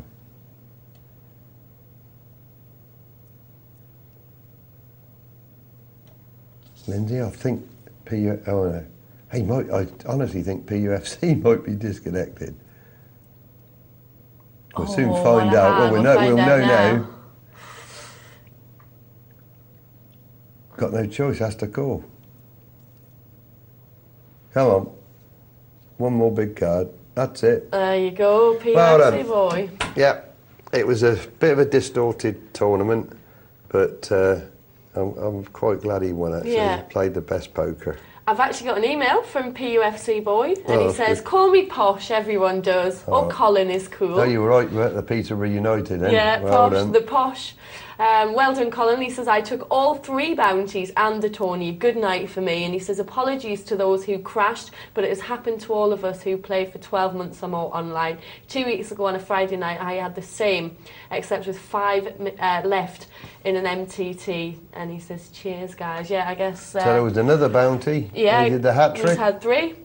Well done. Yeah. Really great note for you, that was then. $388. So, good stuff. Yeah, nice evening for you. Jason Riddell has been in touch as well, and Jason said, I thought I'd drop you an email and say hi. I played in the MTT as Jason R. Do you remember Jason R? Who finished on the bubble.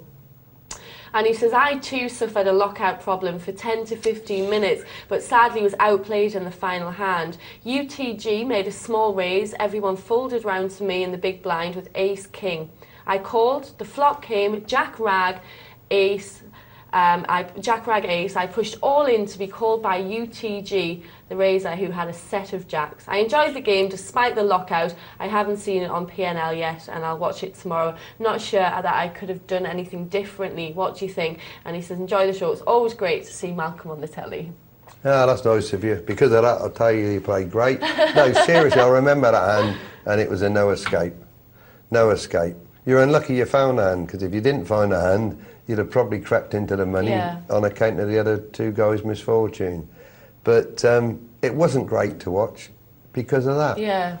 It becomes so... People had an unfair advantage, even though it wasn't their fault. It does happen, and it'll happen against you, and it'll happen for you.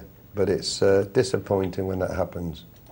But bad luck, nothing you could do about that hand. Anthony's texted in and he says, well done to Super Lyndsay. Oh. A very impressive game and some great plays. He says, great show. Malcolm is a legend. Not as good as Lynn's, though. I agree. I've only won 1. Thank you very much, Anthony. I do appreciate it. Well, we're here with you till 2, so if you've got any questions, get them through to us. We'll get some more before the end of the show. Text us, 84222, and put the word poker at the start of your message, 84222.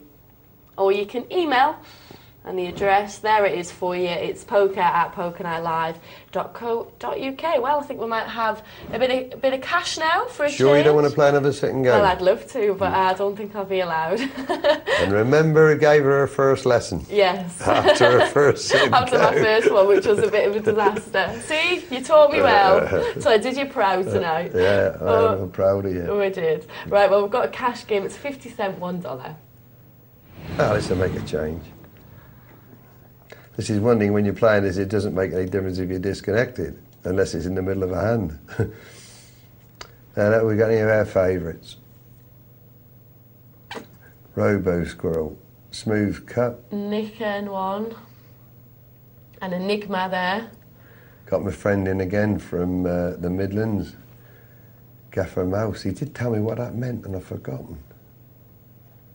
Did tell me what that meant, but I've forgotten. Oh, and Erled, which I keep calling as Irid. Yeah, it is German. But Snap It told me what it meant, I've forgotten. No Snap It tonight. No, I've not seen Snap It tonight. No, he did tell me, he said he couldn't watch the show. He was going elsewhere. And it was you in particular that he wanted to watch, because you know he's one of your groupies. And I have to say thank you as well. He's desperate to get you into his portfolio. Oh, really? I have to say thank you as well to the people on the forum who were very, very nice, made some nice comments about my last tournament, because I haven't been rude and not replied to you on there. I've had some problems with my login, which I'm going to sort out. So I know Likey said something very nice on there, so don't think I'm not replying. She's forgotten her password. Typical woman. I'm having some problems working out how to change it. Being a bit of a dizzy blonde, but I'll sort it out soon, I'm sure.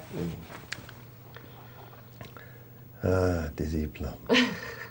That's me, I don't deny it. I wonder if the viewers realise I have to carry you through all the technical problems on here. I don't deny it. Right, well, let's give these people a bit of attention then, because they took the trouble to come on. That's it, $51 cash game. Not as small as it looks. No. You can make a good living at this game. Well, good living, you can make a living. So what is $100 the maximum you can sit down with? I've never found out. I mean, I just click on and I do pay that, I must admit. But I think you can. The beauty of it is you can sit in with very small money in this. Probably sitting for about $20. I think it's normally 100 times the big blind, isn't it? Mm. Nice flop for smooth cut there. I've never quite got used to the money that you can sit in with on this particular site. But they seem to get some nice games on here. Yeah.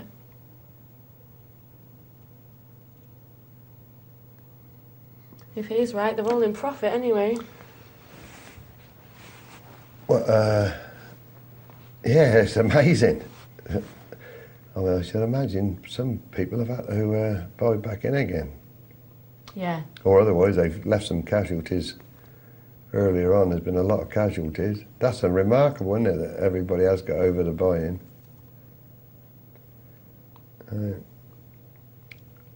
Another nice flop for smooth cut, it just checks.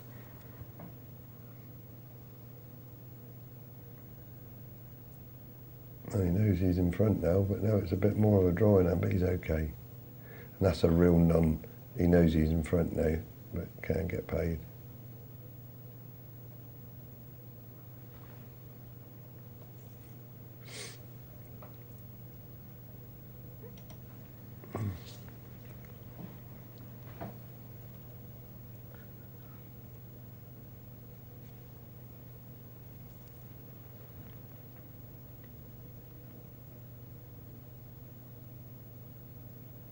Frankie wants a queen. Yeah, you're picking them out well.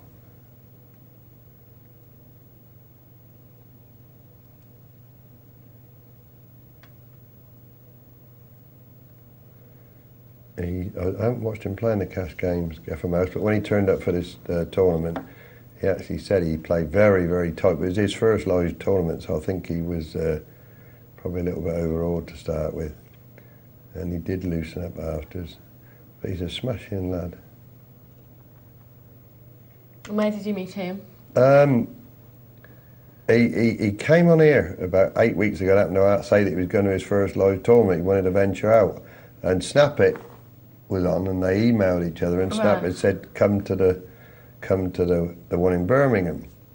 And so without knowing it, he's talking to me on here, and then he finds out when he turns up in Birmingham that I was actually running that particular tournament. Right. So it was nice for both of us. Yeah.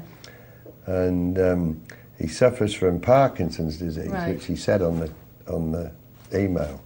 So he actually does shake. And that's pretty brave to walk into a casino where you know nobody, first time, and, that was his you first actually shake. Game, yeah. Fortunately, we got dealers there. And but of course, and he made a joke of it. He's quite good about his illness. He said they wonder whether I'm nervous or whether I'm not. And apparently, side effects of this disease is you can actually have a complete blank face with no muscle movements or whatsoever. Right.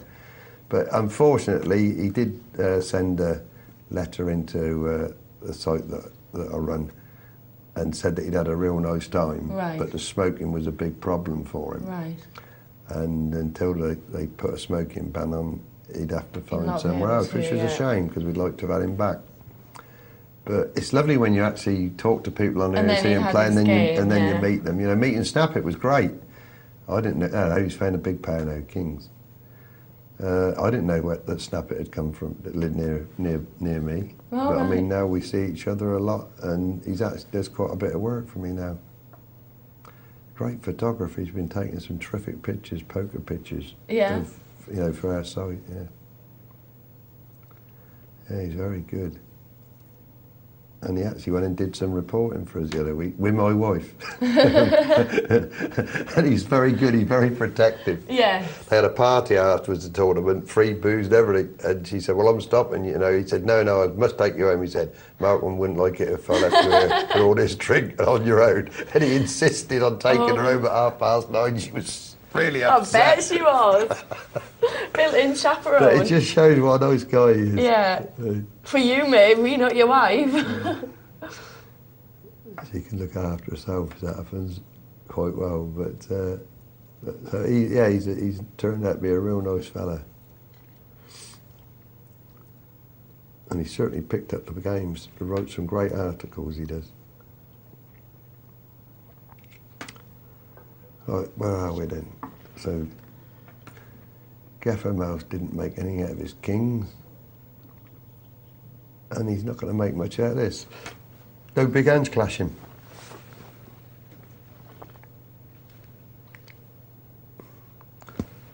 No big hands.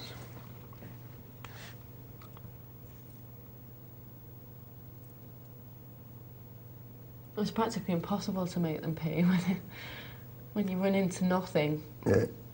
Even if you put in a small raise, it's... Just take the blind. Yeah.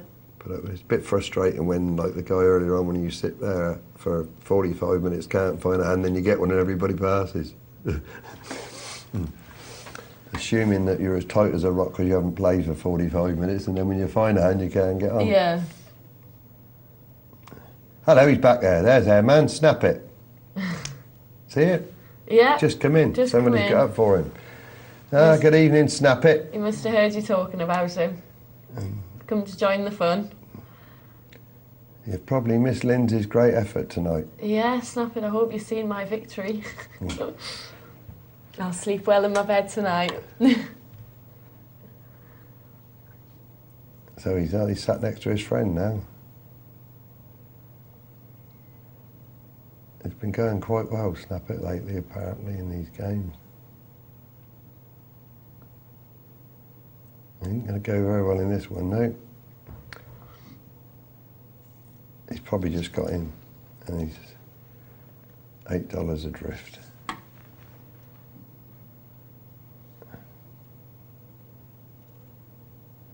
That's the beauty of the net. You can come in any time you like, find a game, and you know it's not going to break up, or if it does, you can find another one. Yeah.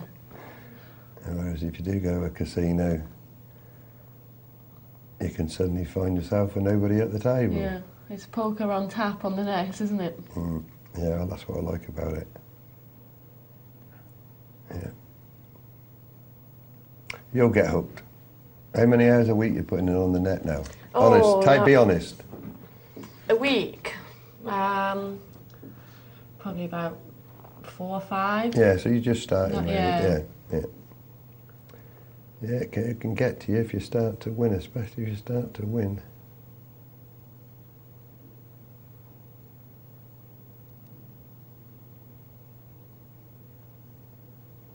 Because, I mean, you're going to have to put an hour in just to play one sit and go.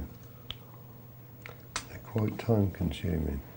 I don't play too often. I don't overkill because I'm quite... What's the word? I've got like quite a short attention span. So That'll it's best be- if I well, play one, yeah. leave and then Yeah. play one the next day. Yeah, if you're playing 3 in a row, it's 3 hours work, unless you're playing 2 at a time. I think Michel's putting in some hours into it now. Some stats there when players fold. Hands dealt. Pre-flop. They're all, not much between any of them, really. All very tight.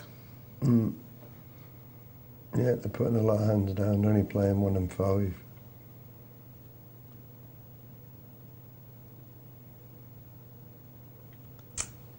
Oh no, probably the other way around. I meant 82% they played. Didn't seem like they're playing that many. No, that's how many they're folding. Yeah, but I think we'll get some competition this time. Jackson Ace King. Got position. That's amazing again, isn't it? Eh? Ace King doesn't want to pay $4. What's he looking for? I don't know. To play with for $4. Well, he must have done some moves earlier on because he got 172. Even if he was losing before, he's made 72 back. But maybe he doesn't Super want it. tight, that. Maybe he doesn't want it. That was incredible. Maybe he doesn't want to lose. You might have hit the wrong button. It happens. It does to you. You can't remember your own password. So what chance you got of hitting the right button? Can't remember your name sometimes. I can't remember your name, so I'm guilty too. I'll keep calling you Leslie. It's always going to be a problem. Well, there isn't much to commentate on here, I'm afraid, viewers.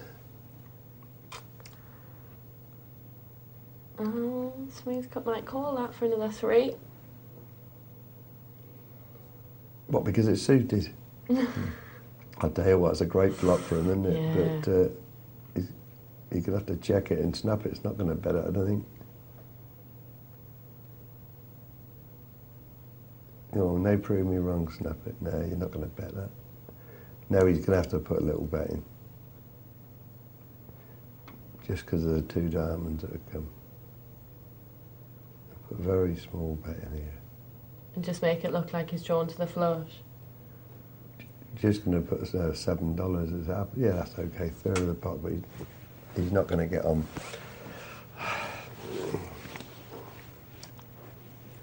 Yeah, 7 too much for snap it to call that.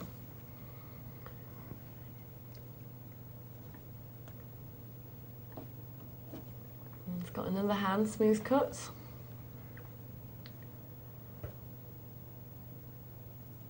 That's not a hand. I get excited if I see that. Ooh, pictures. Yeah, I got a girl that I've been teaching, and she said, I can't pass it when I get 2 coloured. She thinks 2 colours, you can't put them down, as long as they're coloured. Trick 5's take it for Ewan. There's not been a really good pot yet. I think they're all pretty, all pretty good players here. Just grinding maybe it out. not so good, maybe not good, but certainly tough.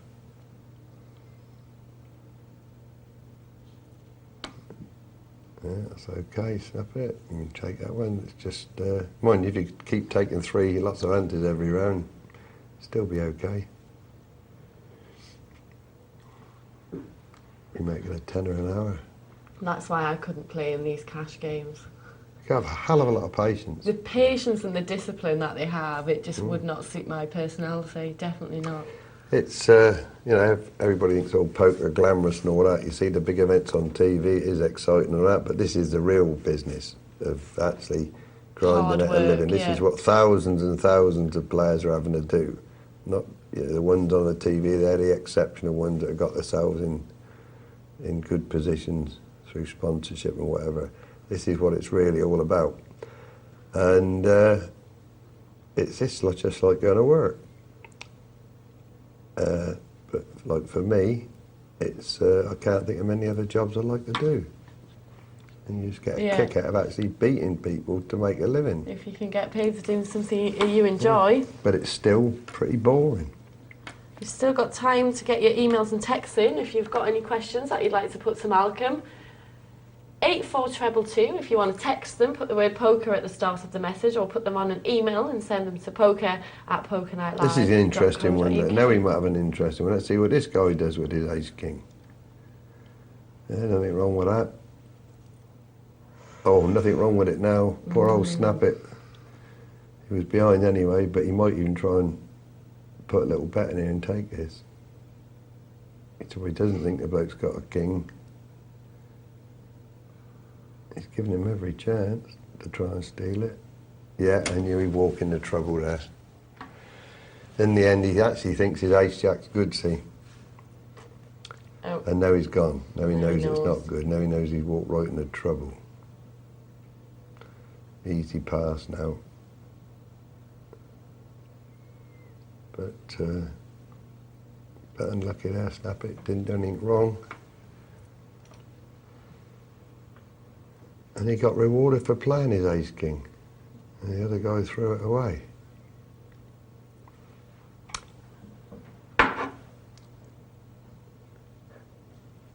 And he's knocking the furniture about. I'm getting fidgety now. Yeah, 'cause I'm too excited. You want to rush home, don't you? You want to get onto a radio show now and announce it.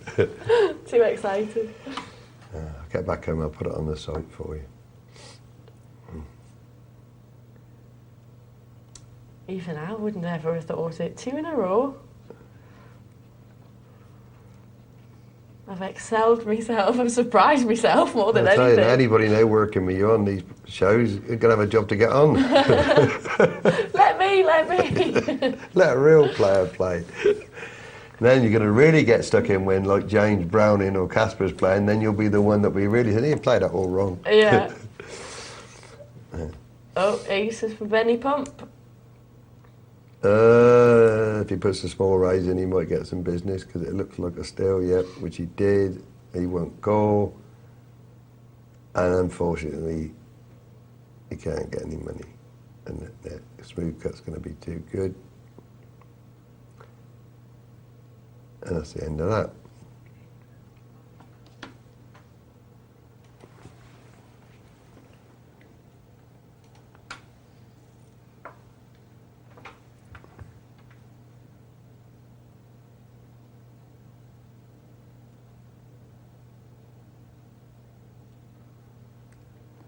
Get some action this time. He'll put a little raise. No, he didn't. Oh no, it was already a raise from the ace-10, so that was okay.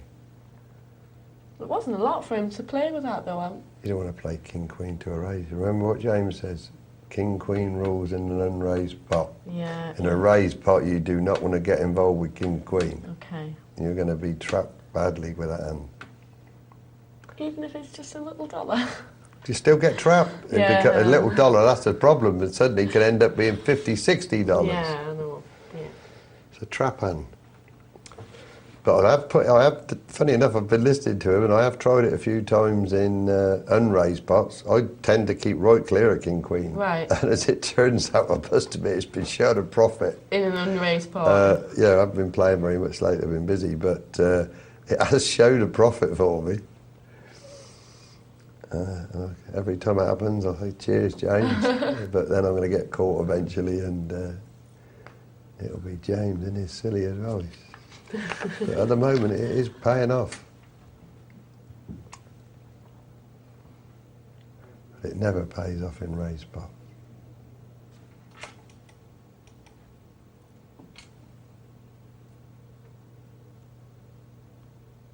I'll snap it, I missed something, but snap it, either put some more money on or won a pot. And I missed it because he was down at 70 odd. He might have topped it back up to 100. Because you know that, don't you? If you're down to 80, you don't have to lose all your money, you can just You top it top back it up to up, the. yeah. I think he might have done that.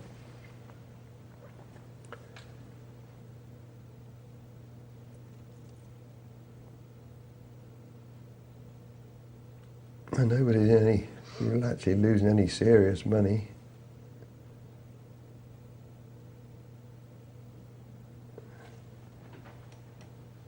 I must admit, I give them credit, I wouldn't particularly want to play against these players. Not because I think I'd necessarily lose to them, I just don't think there's any value. Right.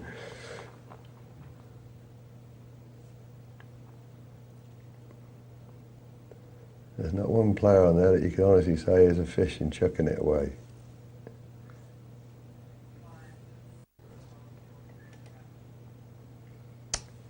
Yeah, snap it's not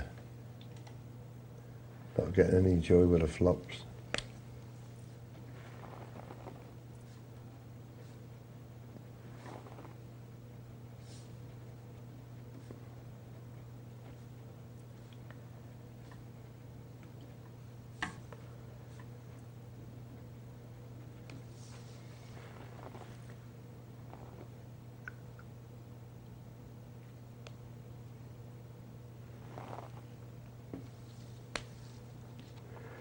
Snap it's going on tilt. He actually put $1 in there with 9-8.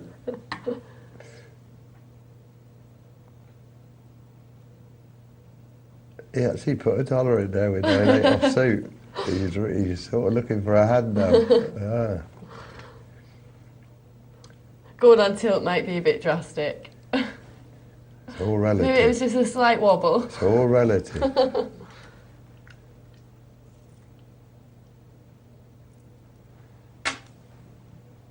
There's not much change on here since we came on, actually. I think he's contributed about $30.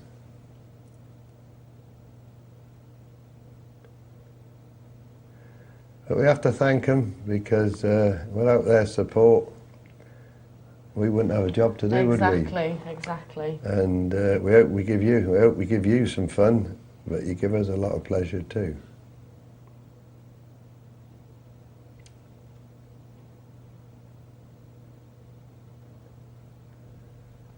It's funny, you end up feeling like you know them all personally because you see them week in, week out, playing away, and you get to know their little styles. And it would be nice to put some faces to the names. Well, we can put a face to Lyndsay Horne now. Yes. See, I'm a bit worried though. Maybe you've done yourself a favour tonight because you've played sort of quite loose, aggressive. And we know that's not really you. And you'll go back to your old style next week and they'll all be chucking it in against you and you'll be taken off from left, right and centre with your rock solid play again, I have to be careful though not to give too much away. Well, at least you've built yourself a bit of an aggressive image now. You can catch them probably for the next two.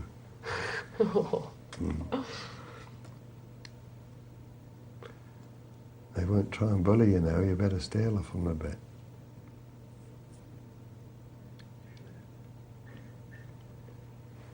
All right, let's have a nice big confrontation.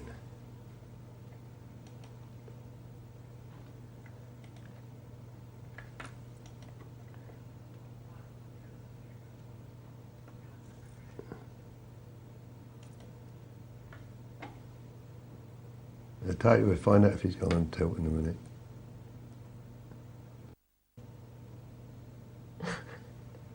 I can't imagine Snappit going on tilt. I get him going in the comps we play.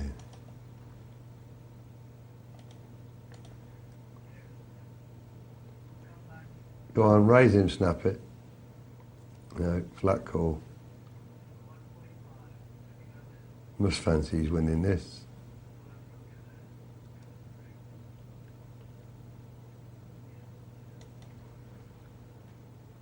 Going to check it out. Yeah, he stole it.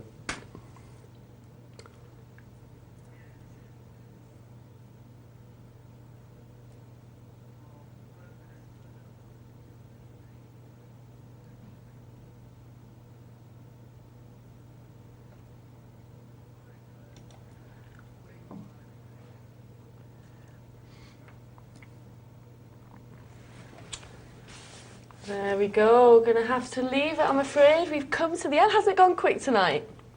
Well, it has for you because you've been sat there playing and making bucketfuls of money. It wasn't, but it's not for me. I wish it was for me. It has gone quick. I enjoy your company. And we have a laugh without being too ridiculous, I hope. Yeah, it's been great. No, only disappointment was the multi-table one with the disconnection. Yeah, a few technical problems there. That was a shame. But the main thing was yours, didn't you? Oh, I loved it if you were chip leader and you got disconnected. You'd have been going crazy. Well, thank you very, very much for watching. We've loved your company tonight and stick around. Tomorrow night, 10 o'clock, we'll be back. See you then. Yep, I'll see you in about a month.